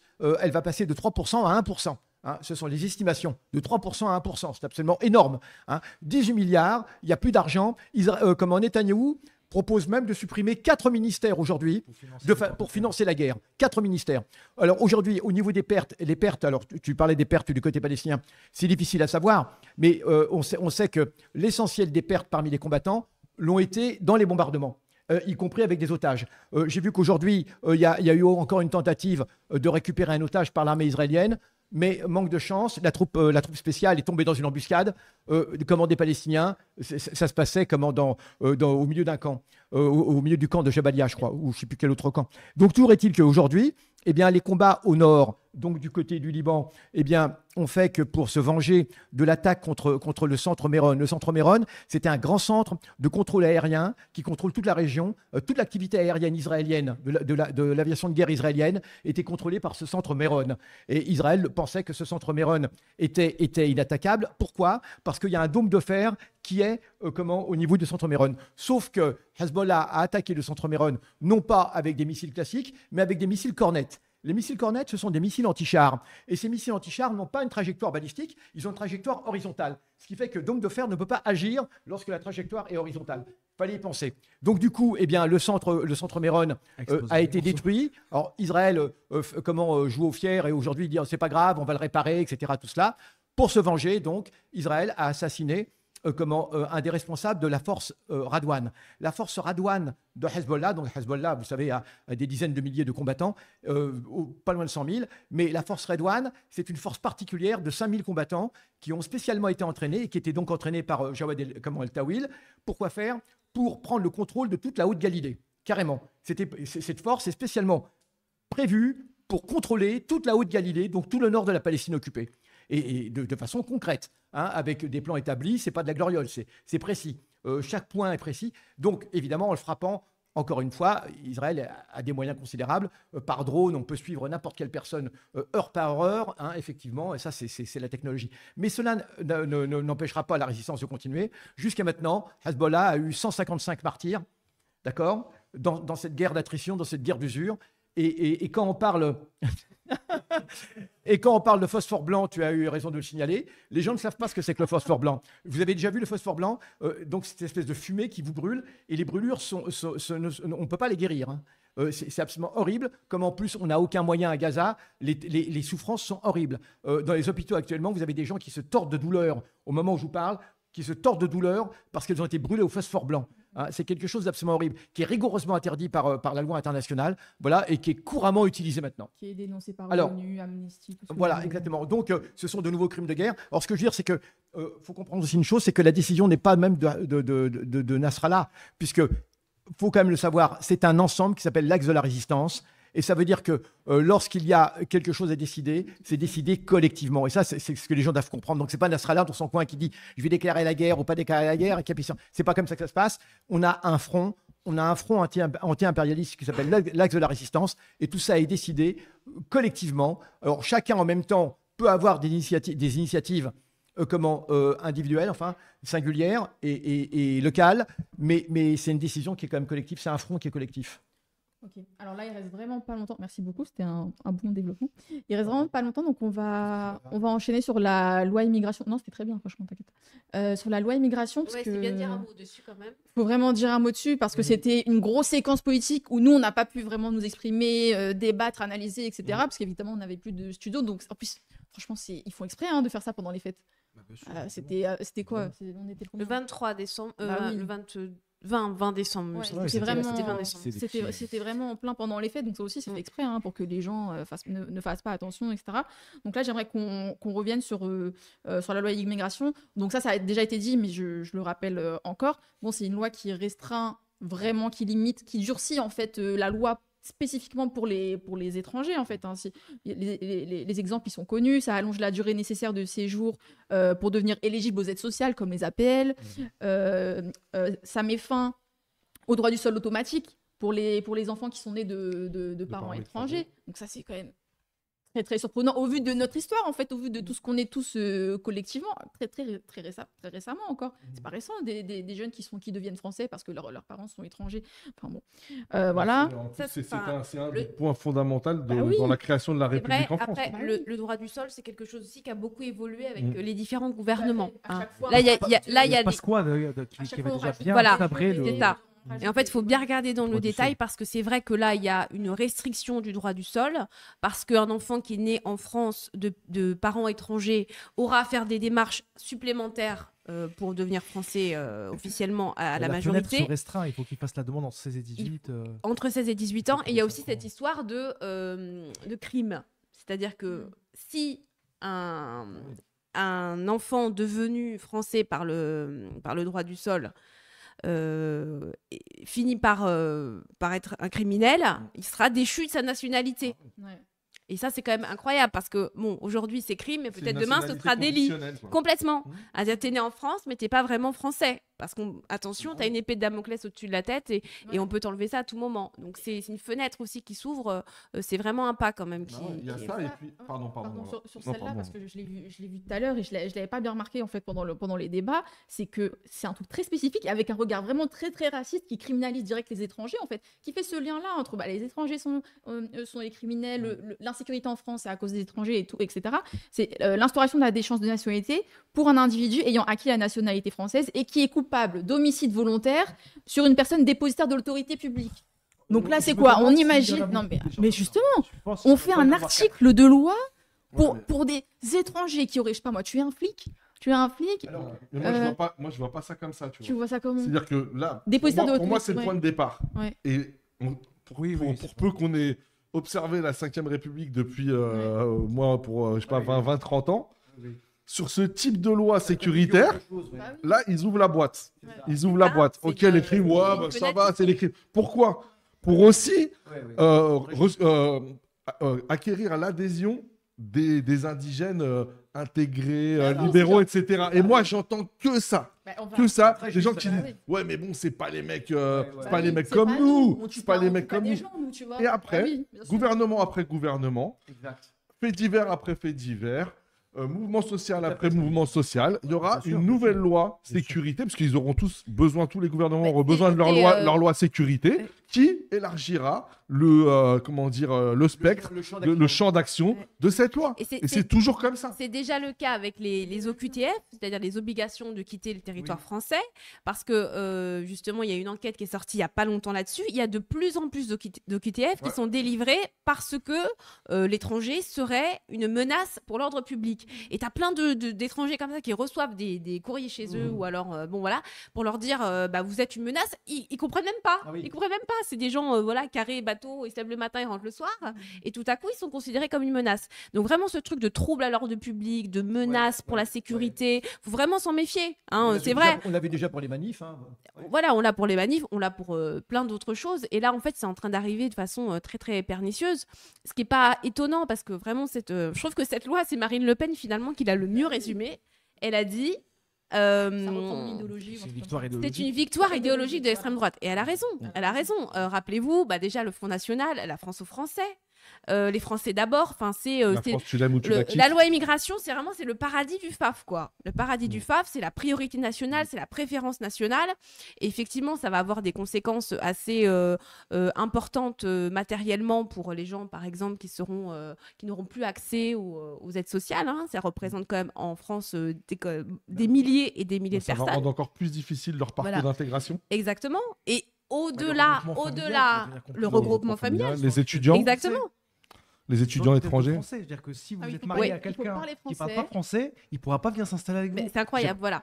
Et On je est dirais, dans un truc, mais c'est au-delà un niveau de au-delà des racisme. choses concrètes et matérielles, il y a même l'esprit de la loi. Ah, L'esprit de la loi, c'est Tout vraiment... à fait. Ouais. C'est pas seulement pour les immigrés, quoi, les étrangers, c'est aussi pour nous. Pour dire, attention, soyez des bons Bien noirs, sûr. soyez des bons arabes, parce Et que ça sinon marche. c'est la porte, Et ça c'est marche. la porte, Tout à fait. c'est la sellette, Ça hein, c'est la sellette. Et vraiment, cette omniprésence dans la loi de la déchéance de nationalité, ce truc qui rôde partout, c'est vraiment un peu notre angoisse aussi d'immigrés, quoi. Mm. Vous voyez, que nos parents ont, qu'on a, alors même que parfois on est né en Qui va France, nous inoculer. cette peur. Vous voyez, préparez bien votre valise et soyez Ouais. sages. Hein, soyez bien Mm. sages parce que sinon, ça va barder pour vous. Bon, malheureusement, je pense pas que c'est une loi qui va faire bouger beaucoup les gens. Hein. Je crois que tout le monde s'en fout. Et d'ailleurs, même les indigènes s'en foutent. Ils s'en foutent, ils ont l'impression qu'ils ne sont pas concernés. Alors qu'on est directement concernés. C'est une façon pour nous Concernés, de nous ciblés, soumettre. oui. Hein, nous sommes ciblés, complètement nous sommes ciblés. Voilà. Je dirais mon espoir, c'est que les petits blancs se rendent compte que la loi immigration ne remplit pas leur frigo, qu'ils sont toujours aussi pauvres, même après ça. Ça règle pas leur insécurité non plus. Ça réglera rien du tout pour eux, mais rien, au contraire. Enfin, dans les quartiers pauvres, vous coupez, dans les quartiers les plus malfamés, vous coupez la CAF, les APL. Ça devient encore plus dangereux pour les Blancs et pour tout le monde autour. Donc c'est un très mauvais calcul, sauf pour bien sûr le gouvernement Macron qui fait son taf. Hein. De toute façon, quand on a fait le barrage, on a fait le barrage au RN, on n'a pas fait le barrage ni à la fascisation, ni au racisme, ni à l'exophobie, ni à quoi que ce soit. On le savait. Donc là, voilà, hein, je dirais le gouvernement Macron, il suit sa route. Et puis, nous, on va essayer de le stopper. Ouais, j'ai une question principale pour vous tous, c'est que, tu l'as dit en fait, c'est une loi, nous c'est ce qu'on dit de toute façon, qui reprend l'idéologie du Rassemblement national et qui entérine en fait la préférence nationale dans la loi. Donc ce qui était le projet du Rassemblement national depuis très longtemps.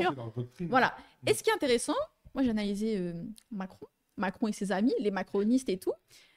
Et rappelez-vous la soirée où ça a été voté à la fin à l'Assemblée nationale, où Darmanin a fait un grand discours, ensuite ça s'est enchaîné avec d'autres discours, tout le monde à gauche a dit que c'était n'importe quoi, etc.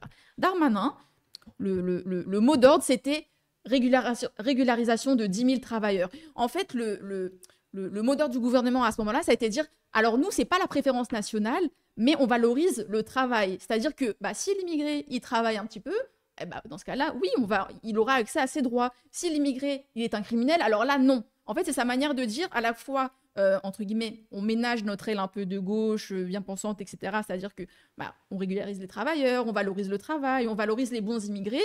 Et d'un autre côté, on tchatche aussi avec notre électorat un peu facho, un peu d'extrême droite. On leur dit à ceux-là, on est quand même... on a compris votre besoin de sécurité, donc on est aussi strict dans notre loi. Donc on a un peu les deux. Et cet argument du travail, en fait, je pense que c'est n'importe quoi. Et je pense que c'est exactement la préférence nationale. Et je voulais vous demander en fait comment vous analysez ça en fait. Le travail, on sait à quel point une idéologie qui place le travail au centre de sa préoccupation, ça nous rappelle des souvenirs au plan historique. Hein, le travail, famille, patrie. Cher à Pétain, c'est quelque chose. L'idéologie du travail. Hein. Rappelez-vous Sarkozy qui disait la France qui se lève de bonne heure, la France qui se lève de bonne heure, qui se lève tôt.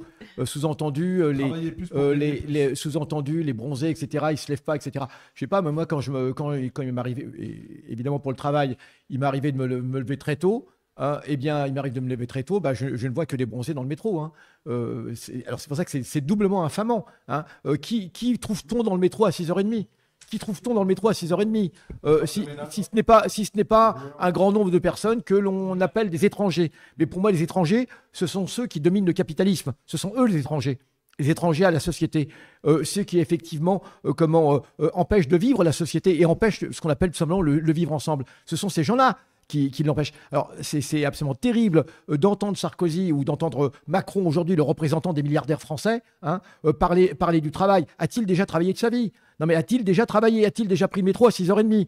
Et il ose parler de travail. C'est ça qui est absolument détestable et horrible. C'est de voir que malheureusement une partie de ce pays, de la classe ouvrière de ce pays blanche, est absolument convaincue qu'un milliardaire comme Macron va faire leur bonheur.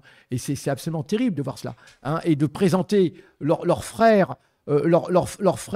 qu'on dit immigrés comme étant des ennemis, comme étant ceux qui vont ruiner leur vie. C'est absolument incroyable. On n'a jamais vu une telle déchéance de l'esprit. Les autres ?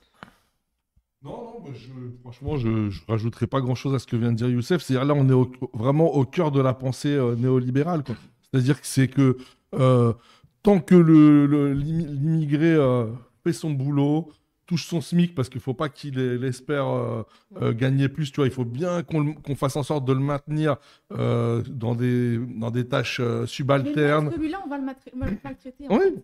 Ah ouais, mais c'est ce que je disais tout à l'heure, on va toujours... Le champ d'action, il va toujours... Oui, mais c'est-à-dire qu'on maintient comme ça une terreur pour que les gens se soumettent et que pour également que le prolétariat blanc se soumette, pas seulement le prolétariat, j'allais dire, immigré. Et là, par exemple, je voyais un chiffre qui est sorti en fin d'année où il n'y a jamais, un chiffre qui disait qu'il n'y a jamais eu autant de smicards. On a explosé le nombre de personnes qui touchent le SMIC. Et ça, c'est signifiant. C'est signifiant. Et je pense que la loi immigration, je pense que la loi immigration, elle s'inscrit aussi dans ce cadre-là. C'est d'essayer de mettre comme ça une pression sur les petits, quoi. Sur les petits. Et principalement, là aussi, sur les personnes immigrées ou d'origine immigrée, en disant, voilà, votre statut, il est précaire, votre statut, il est temporaire. Et ça peut sauter à n'importe quel moment. Il dépend de votre fiche de paie. Si tu n'as pas une fiche de paie, tu dégages, quoi. Voilà. Et encore, même si tu as une fiche de paie. Bon. Et il y a appel à la manif 21. Ah oui, très bien. Oui. Sur les mobilisations, donc il y a. 14, pas le 14. En fait, il y en a deux. Il y a deux manifs. Non, il y a aussi le 21. Il y a deux manifs prévus. Pourquoi tu viens pas ? Il y a le 14. Le dimanche 14, Vas-y, il y a une Yacine, mobilisation nationale à travers la France. Ok. Je donne la place. Le dimanche, il y a une mobilisation qui est nationale. Partout en France, il y aura des gens dans la rue contre la loi Darmanin. Et le monde Enfin, associatif Darmanin, immigration. est très mobilisé sur cette question. Les associations de défense des migrants, les associations de logement, je veux dire les grosses assos. Hein, je veux dire, moi ça m'a choqué parce que j'ai entendu beaucoup parler de cette loi sur LinkedIn. Alors que sur LinkedIn, je vois jamais rien d'habitude. Et là, j'ai vu beaucoup de grosses structures que moi je suis dans le monde professionnel, quoi, qui étaient vraiment. Comme par qui exemple, se un trouvent exemple, vraiment. parce que moi je suis pas du tout sur ce. Je sais pas, France Terre d'Asile par exemple. D'accord. Mais bon, ça c'est logique. Il y en a d'autres des plus mainstream, mais France Terre d'Asile par exemple. Logistique, etc. La conférence des grandes écoles a été faite en Voilà aussi. loi immigration. C'est Ah oui. pas spécialement une organisation de gauche radicale. la Ouais, conférence des il y a grandes même écoles. une tribune qui est sortie hier avec des artistes qui ont signé, des artistes vraiment genre Josiane Balasco, Oui, enfin voilà, des trucs pas comme ça. des- Bon, pas- c'est un peu, c'est pas pas, des un truc de guévaristes, quoi. ouf, ouais, de se mobiliser contre une loi de façon qui est d'extrême Oui, droite. voilà. Ouais, alors juste par rapport à cette loi, en fait, le 25, le Conseil constitutionnel doit se prononcer par 25 rapport à la janvier. constitutionnalité. Oui, dans deux Ah oui, semaines. oui, je l'ai pas Il va dit, se ouais. prononcer sur la constitutionnalité. Alors moi, je suis pas un constitutionnaliste, mais en fait, quand tu lis certains articles, tu as du mal quand même à te dire que ça va passer le cap de la vérification par le Conseil. Il y en a, c'est chaud, ouais. Bah, Et notamment, Macron l'admettait, les il, histoires disait, de- il disait je m'attends à parce que c'est possiblement ça, le en fait. Conseil constitue disent qu'il y en a, c'est qu'il y a des articles qui ne soient pas en constitutionnels. fait, je pense que bon, la stratégie du gouvernement, on en a parlé un peu. Bon, c'est un gouvernement qui est férocement néolibéral, donc qui a acté en fait que si tu veux, c'est le pouvoir du capital qui va s'imposer à tout le monde. Et à partir de là, la marge de manœuvre qu'il a, elle est assez limitée. Elle consiste en fait à s'en prendre aux gens qui sont sans défense, quoi. Tu vois, donc les musulmans, les gens qui n'ont pas d'argent, les antisionistes, etc. Mais en fait, il manipule du matériel qui est très inflammable. Et en fait, l'impression qu'on a eue, tu vois, tu parlais tout à l'heure de Valls qui parlait, Borne aussi, d'ailleurs, qui a démissionné. Hein, je sais pas si on n'en a pas parlé, mais Ça y est, Sophie. Borne a début, démissionné. ouais, Je pense que c'est attribué notamment à cette séquence. Ça vient conclure une séquence au cours de laquelle je pense qu'ils se sont largement grillés. En fait, on a l'impression qu'ils maîtrisent plus leur texte, quoi. Avoir des ministres qui viennent se prononcer devant le Parlement en disant je pense qu'on est en train de valider un texte de loi qui est anticonstitutionnel, c'est un degré d'absurde qui est fantastique. Darmanin qui disait on n'est pas des juristes, on est des politiques. Donc nous on fait notre taf de politique et après c'est eux qui vont se débrouiller avec le texte pour dire mais c'est n'importe quoi. Donc on sent bien qu'ils sont arrivés à un tel stade que eux-mêmes ne maîtrisent plus rien. Ils en sont arrivés à dire que le vote du RN n'était pas décisif pour leur voix. Et en Ce qui plus, est- c'est faux ce qui est- parce que. que les voix du RN n'étaient pas décisives Et en pour plus, que leur c'est loi faux parce passe. que même Ce qui est sans leur mathématiquement loi, faux. voilà. Je veux dire, si le RN avait voté contre, le texte finissait à la poubelle, quoi. Certes, c'est à quelques voix après, mais quand même. Donc en fait, si tu veux, cette course à l'échalote, à qui va être le plus facho, en fait, au bout d'un moment, plus personne la maîtrise. Donc là, on arrive à un stade où ils ont grillé leur capital politique. L'engrenage, ça c'est un Bah, c'est ça, en fait, c'est un engrenage dont engrenage, on ne sort plus, quoi. un engrenage facho, un engrenage pervers. Et ça, c'est terrible parce qu'on sait comment ça se termine. On sait comment ça se termine. Mal. La course au fascisme, l'engrenage pervers, c'est extrêmement dangereux. Ce pays traverse une période extrêmement dangereuse. Et bien sûr, si je dis que cette période est dangereuse, elle est surtout dangereuse pour les classes populaires, évidemment, et pour commencer pour les indigènes, principalement. Mais pas que. Pas que. Et le drame, il est que malheureusement, la classe ouvrière blanche n'a toujours pas compris qu'elle sera finalement, un jour ou l'autre, comment elle aussi, elle passera à la broche. Et c'est ça qui est absolument terrible. C'est quand on voit le mur qui arrive, et puis des gens qui vont de façon totalement irrationnelle, continuer à voter pour les salopards fascistes. Mais on a du mal à comprendre. On a du mal à comprendre. Ils s'imaginent vraiment qu'avec une Le Pen, ça va être mieux. Non mais est-ce qu'ils y croient? Non mais moi j'arrive pas à comprendre. Franchement, ça dépasse tout entendement. Je n'arrive pas à comprendre comment le petit blanc aujourd'hui peut s'imaginer que si jamais on va frapper sur Mohamed ou sur n'importe qui, eh bien ça va être mieux pour lui. Il y a un côté terrible, complètement irrationnel. Ouais, bien sûr, bien sûr. 22 siècles de civilisation, que dis-je, beaucoup plus encore, des millénaires pour aboutir à cela. Mais on a commencé en retard aussi. Bah oui, c'est la première. Il y a Wissam qui se plaint. Juste un truc aussi. Non, mais parce qu'on a changé, on essaye de faire à 20h la grosse émission. Mais moi, je l'avais dit, Sam, c'est chaud, hein, franchement. On Non, commence c'est- jamais à l'heure déjà. C'est le premier Et jour. pour faire la chronique. Non, non, on va pas la skip Yazid plus, quoi. Et voilà, mais.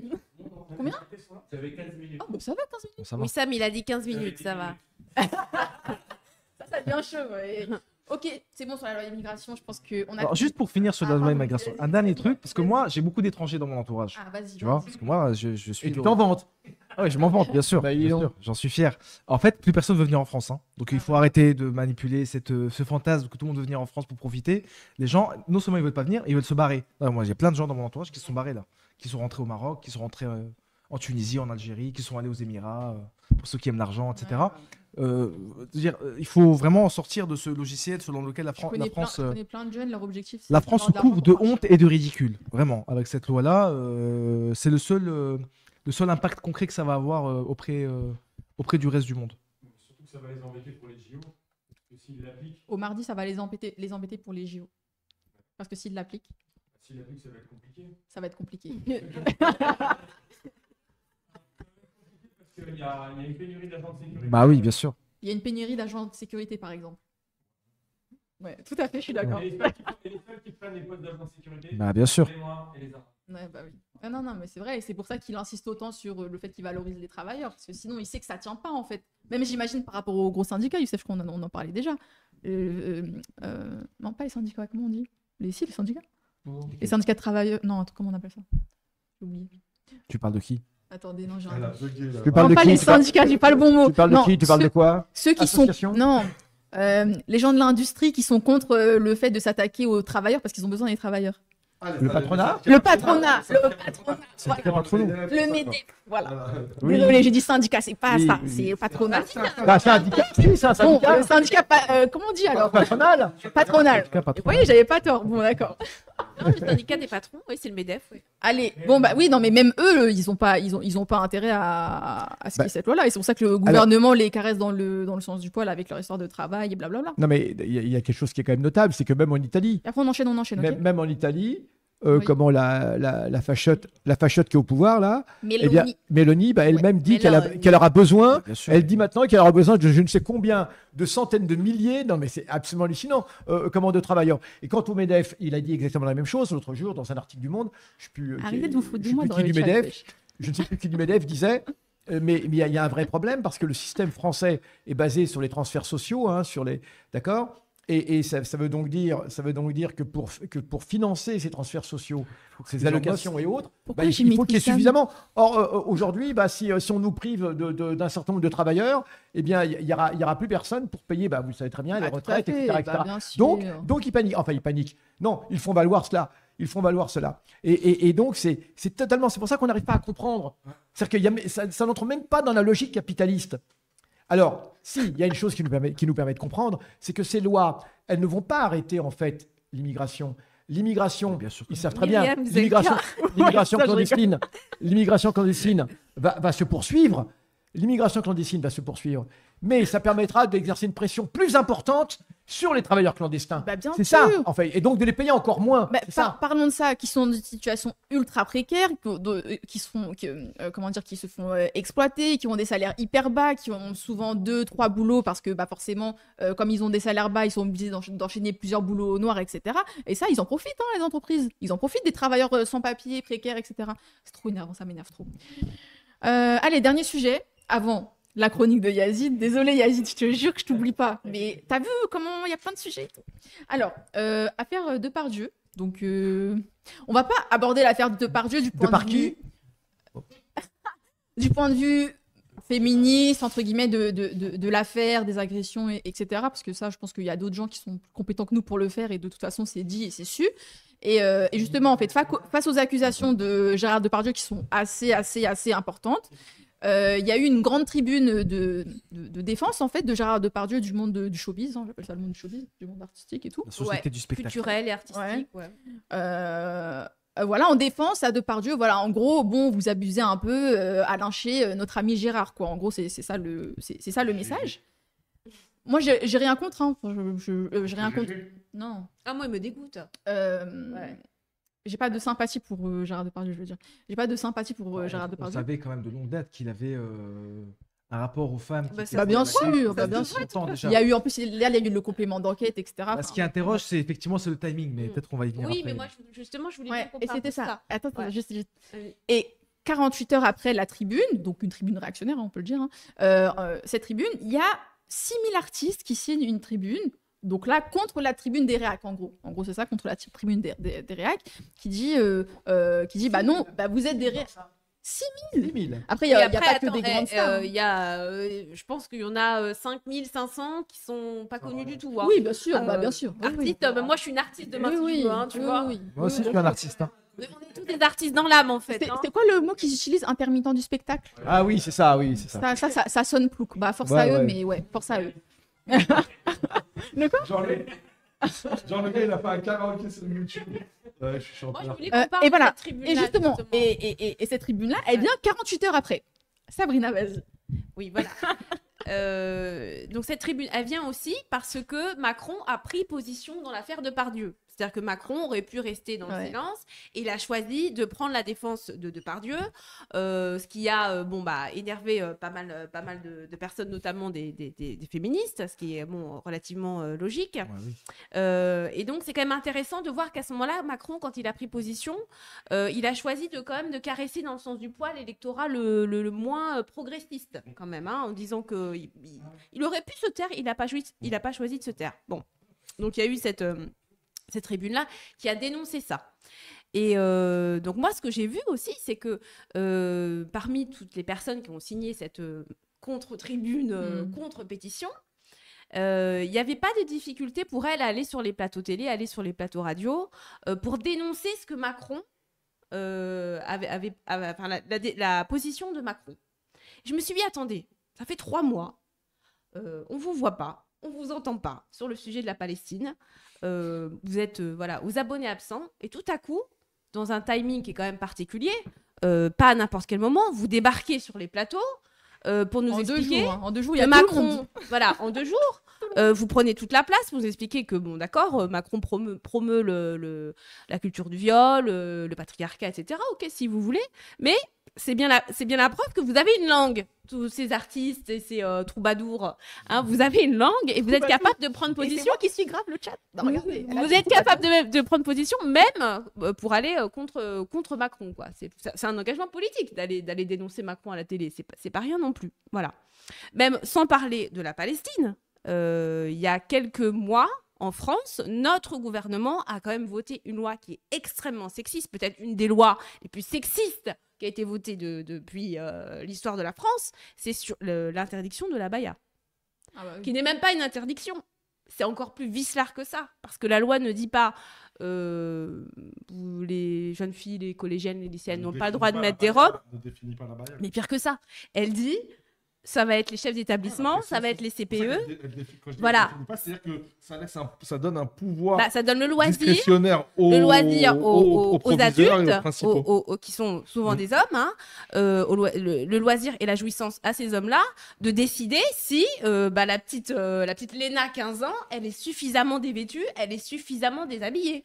Ce qui est quand même extrêmement sexiste. Et moi, j'y vois, en tant que femme, j'y vois vraiment une violence sexiste, voire une violence sexuelle. Parce que symboliquement, c'est une violence sexuelle de dire tu vas être convoqué dans le bureau de ton proviseur, qui a 40-50 ans, qui va te reluquer et te dire demain, tu reviens à l'école, mais seulement si tu t'es déshabillé. Donc il y a quand même quelque chose de très grave. Est-ce que ces femmes-là, on les a entendues quand il y a eu cette loi-là? Absolument pas. Absolument pas, alors que c'est une loi sexiste. Donc elles choisissent leur combat. Elles choisissent les violences sexistes aussi qui les intéressent.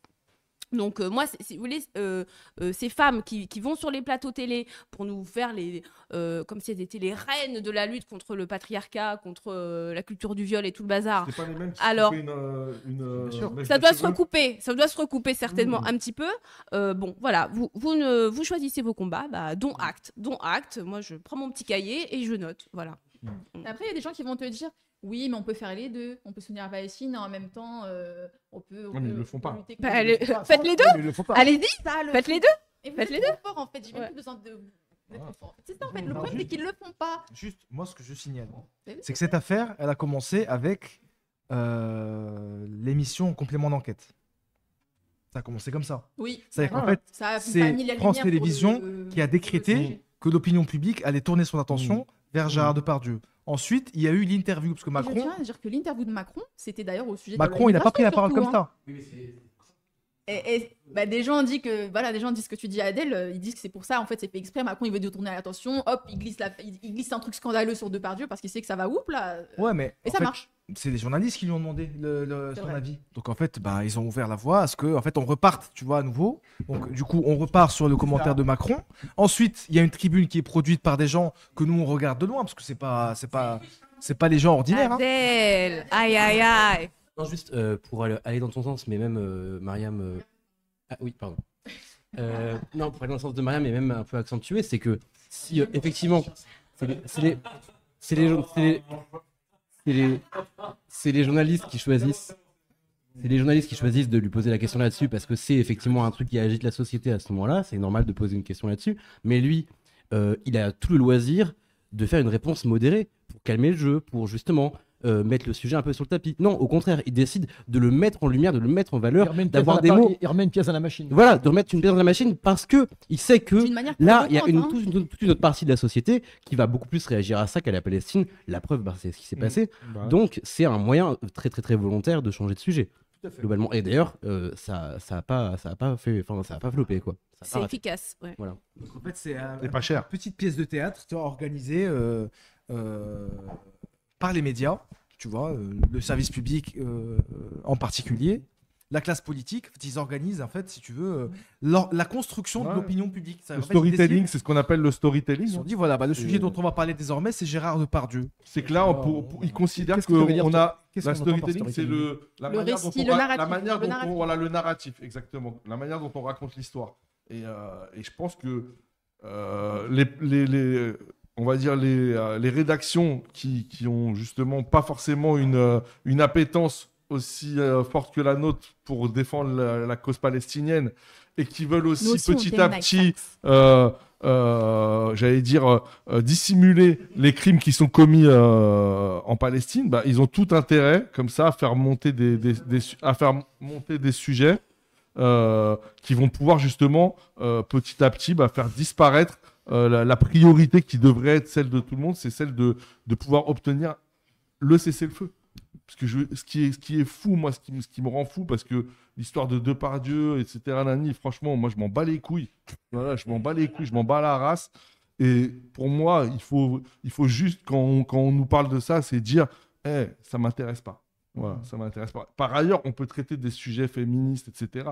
Mais là c'est un c'est sujet tellement de grossier. Un sujet de C'est- diversion. La diversion, elle est tellement grossière. J'ai juste envie de dire là ce que je viens de dire et de dire Palestine, Free Gaza, cessez le feu immédiat. Voilà, c'est parce que c'est Oui, c'est- il y a un côté c'est obscène. c'est presque insultant, même pour C'est la cause. indécent, c'est indécent. Même pour la cause Voilà, des femmes. même bien pour sûr. la cause et surtout pour la cause Bien féministe. sûr.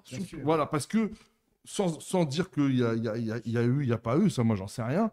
Les propos qu'on a pu voir, Une bien sûr, instrumentalisation. ils sont C'est dégueulasses. dégueulasse. Non, c'est Ça, dégueulasse. il n'y a rien à dire là-dessus. Mais franchement, laissez-nous tranquilles. Il y a un génocide en Laissez-nous cours. tranquilles, voilà. C'est totalement obscène aujourd'hui de balancer comme ça des sujets de diversion. Et je sais pas, j'ai pas envie, j'aime pas il y a certains parallèles historiques qu'on n'a pas envie de faire. Ouais. Mais imaginons. Ouais, mais après, ça, ils vont te dire, mais c'est pas une diversion. En la pleine lutte Seconde contre Guerre les mondiale, SS. il y a un génocide. Marc, pendant la Seconde Guerre mondiale, j'ai pas dit qu'il y avait une excuse, mais beaucoup de gens ne savaient pas ce qui se passait. C'est un fait. Mais tandis que là, on voit ce qui se passe. Hein, on a une entreprise génocidaire de fait qui se déroule. Et on joue avec cela, on s'amuse avec cela, et on te balance un sujet sur Depardieu, etc. On va te balancer un autre sujet, etc.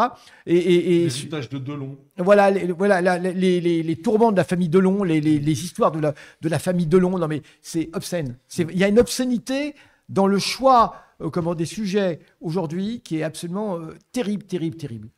Ouais. Mais après ouais, Youssef, hein, parce que les gens ils disent sur le chat. Je veux pas que ça donne l'impression qu'on s'en fout des VS. Et c'est tout, parce que là, c'est comme si que nous aussi, on était comme eux. Genre, eux, ils choisissent le féminisme. Bah, nous, on choisit l'antiracisme. C'est pas ça, en fait. C'est pas ça du tout. C'est pas ça du tout. Au contraire, c'est extrêmement grave. Depardieu, bien évidemment. Et d'ailleurs, c'est pas le seul. Et puis bon, ça avait été suffisamment dit au moment de MeToo, etc., de façon fort juste, mais de façon instrumentalisée aussi parfois, faut dire les choses comme elles sont. Et en tout cas, ça montre bien le machisme général, structurel, qui existe dans cette société. Et on est parfaitement d'accord avec ça, comme le racisme structurel. Il n'y a absolument aucun problème. On n'apprend pas quelque chose de nouveau. Le problème, je pense qu'il y a oui, il y a un problème d'opportunité. Je veux dire, je pense qu'aujourd'hui, on veut totalement étouffer le scandale de ce 21e siècle, incroyable. On a une entreprise génocidaire et on te balance. Alors, évidemment que Macron, il n'en a rien à faire, absolument rien à faire. Du droit des femmes, évidemment. Regarde, il y a quelqu'un qui dit, mais du coup, vous dites comme la gauche, l'abaya est une diversion pour la réforme des retraites. En fait... On n'a pas dit l'abaya. Non. On n'a pas dit l'abaya. Non, la justement. gauche dit, l'abaya est une diversion pour la réforme des retraites. En fait, mais on dit pas... non, attends. En fait, ils veulent dire que nous, on est comme la gauche qui dit, ah, mais le racisme, c'est une diversion pour les problématiques plus sociales et tout machin. Mais en fait, ce que vous n'avez pas compris, c'est les rapports de pouvoir. Les rapports de pouvoir, c'est quoi? C'est que c'est justement l'anticolonialisme, l'islamophobie, qui sont des luttes marginales, en fait, qui sont des luttes qui ne sont pas légitimes dans les espaces mainstream et qui fait que y a pas de tribune d'artistes qui peut se positionner contre le génocide à Gaza, mais par contre quand il faut faire une tribune contre Depardieu, là il y a 6000 personnes qui se mobilisent en 2 jours. Pourquoi? Parce que malgré tout, même dans un système sexiste, etc., il y a quand même un espace là, un espace pour le féminisme progressiste blanc, entre guillemets. Il y a quand même un espace pour ce féministe-là qui est légitime. Il y a un espace pour ce féministe, il y a un espace pour les sexistes. Mais il n'y a pas d'espace pour les antiracistes et pour les anticolonialistes. C'est ça, en fait, qu'on veut dire depuis tout à l'heure. C'est les rapports de pouvoir, tout simplement. Les rapports de pouvoir, mais aussi, c'est évident que la cause des femmes est à traiter, et qui est une cause évidemment éminemment sérieuse. Elle a été traitée, mais c'est pas du même ressort que de dire que quand la gauche dit c'est pour faire diversion le racisme. C'est pas du tout du même ressort parce que on sait que le racisme, comment c'est aujourd'hui, la pointe avancée, il y a plus que ça, il y a plus ça comme sujet. Je veux dire, c'est le seul moteur aujourd'hui au plan social. Hein. Tandis que là, c'est évidemment Macron qui va se servir d'une cause juste. C'est pas exactement pareil. À un moment où il y a absolument urgence, on parle d'un moment, on parle pas en général, on parle d'un moment. Le moment aujourd'hui, c'est le moment de l'entreprise génocidaire à Gaza. Donc voilà. Donc cela, on ne dit pas comme la gauche. La gauche, depuis toujours, elle dit tout le temps et partout, le racisme, ça fait diversion par rapport à la lutte de classe. Non, on parle d'un moment précis. Alors juste pour finir sur le féminisme quand même. Dernière intervention. En 30 fait, secondes. parce que le féminisme, c'est quand même une lutte qui est importante. Je pense que c'est très important de bien mesurer le potentiel de récupération parce qu'en fait c'est malheureux, hein, mais à chaque fois que le féminisme il est mis en avant par la belle société, c'est en général pour promouvoir des projets qui sont quand même pas resplendissants. Il y a quelqu'un qui dit mais il y a des manifs pour Gaza. Oui. Alors il y a des manifs pour Gaza, mais est-ce que vous avez vu une tribune d'artistes, une mobilisation d'artistes pour Gaza? Moi j'en ai pas vu. Vous en avez vu? Ben non, et justement, et c'est prêt. Non seulement il y en a pas, mais le peu d'artistes qui parlent, ils sont réprimés en fait. Réprimés, soit par la police, soit par la censure, soit par. C'est pas vrai de dire qu'il y a de la place pour tout le monde. Ça c'est faux. Non mais excuse-moi. La seule tribune qui est sortie, c'est la tribune sur le féminicide de masse. C'est la seule sur. Exactement. J'ai lu sur la. Je suis désolée, Yazid, je t'ai coupé. Non mais j'ajouterais justement, c'est précisément parce qu'il y a des manifs sur Gaza qu'on veut essayer de les étouffer et de les invisibiliser. Justement. Ça va exactement dans ce sens. Donc on n'est pas en train de dire. Et en plus, entre nous, on le sait très bien, ce ne sont pas les manifs pour Gaza seuls qui vont empêcher ce qui se passe actuellement à Gaza. Bien évidemment, on attend du gouvernement français des mesures qu'il n'a pas du tout envie de prendre. Rappel de l'ambassadeur, suspension de l'accord d'association Union européenne, État d'Israël, arrêt de la coopération militaire avec l'État d'Israël, arrêt de l'envoi des mercenaires. Moi, je les appelle les mercenaires, les binationaux qui font la guerre là-bas à Gaza. Ce sont des mercenaires. Et alors, juste pour le féminisme, en fait, je suis pas certain que jeter comme ça des figures. D'ailleurs, en fait, Depardieu, il faut en parler. Depardieu, il aurait fallu dénoncer son féminisme il y a 20 ans ou 30. Il a toute une carrière derrière lui. Maintenant, c'est trop tard, tu vois, il est à la retraite. Donc, en fait, bon, je veux dire que même si tu veux cette manière-là un peu de faire de la part des médias, parce que c'est les médias qui montent de toutes pièces l'affaire. Sortir quelqu'un qui est en fin de carrière comme ça, qui, du coup, de fait, est largement marginalisé depuis un moment. Alors même qu'on sait que le problème du patriarcat, surtout dans ce milieu-là, c'est un problème systémique qui dépasse largement une figure ou deux ou trois, surtout des figures qui sont en fin de course. Bon, je trouve que c'est un peu une façon de ridiculiser la lutte, quoi. Au même moment, tu as Bourdin, qui a été condamné qui est encore à l'antenne. Alors, on t'entend pas. Morandini, Morandini, condamné encore à l'antenne. Morandini, c'est. Frédéric Aziza. Oui, il a eu un blâme et puis avec On en parlait tout à l'heure. une suspension de travail de quelques jours. Voilà. Et Morandini, en plus, ça touche des enfants. Hein. Morandini, c'est des enfants. Bah, Voilà. après, on pourrait C'est bon, élargir c'est bon, le ça me gouvernement. Mais ça, c'est de Dieu. Le chat, il a dit qu'il n'était pas d'accord avec nous et tout. Tout de suite, la chronique des Yazid. Allez, Allez, la chronique de Yazid. Jingle. on en reparlera, des gens, on en reparlera. Voilà. Dis qu'on met la balance. On met la bande-annonce. Ah, on met la bande-annonce du film Les Colons que Yazid va présenter juste après. Yazid intègre le plateau. Ah, il y a une bande-annonce et tout. Bah, Waouh, mais quel glow-up de malade. Hacer Atlanta para mis ovejas. Look at this enormous land. 3 men. Don't it seem absurd? ¿Tú de dónde eres? You're white, and he's not. And our differences are set in stone.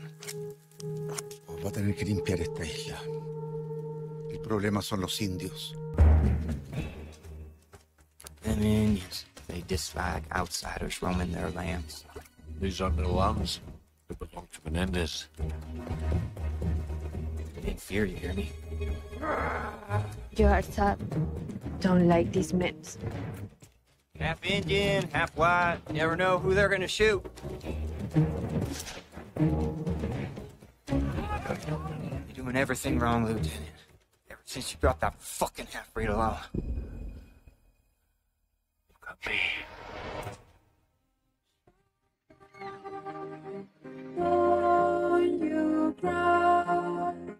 El objetivo es la creación de una nueva nación formada por chilenos, colonos e indios, todos juntos. Para eso es necesaria la paz.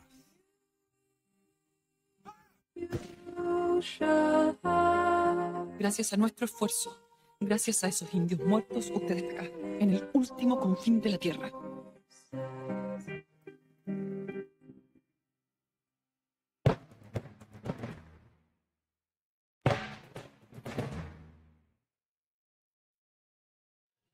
Depardieu, c'est le cinéma français, quoi. C'est tout bon? On est là? Ok. Et ben, donc, je vais vous parler du film Les Colons, qui est sorti le 20 décembre 2023. Donc, c'est un film de Felipe Galvez à Berlé et qui met pour la première fois à l'écran l'histoire de la colonisation du Sud-Chili, donc la Patagonie, la Terre de Feu. Donc, l'histoire, ça parle de l'histoire vraie de José Menendez, un important propriétaire terrien ayant fait fortune dans l'élevage de moutons et ayant au plus haut de sa superficie 430 000 hectares. Donc, vous pouvez vous rendre compte de ce que ça donne. C'est-à-dire qu'il possédait pratiquement tout le sud, tout le sud du Chili et de l'Argentine. Et donc, ce riche propriétaire va engager 3 mercenaires, un soldat anglais, un soldat américain et un métis chilien, qui sont engagés afin d'ouvrir une route vers l'Atlantique depuis le Chili, en assaisissant tout Indien qui aurait eu la mauvaise idée de se trouver sur ces terres.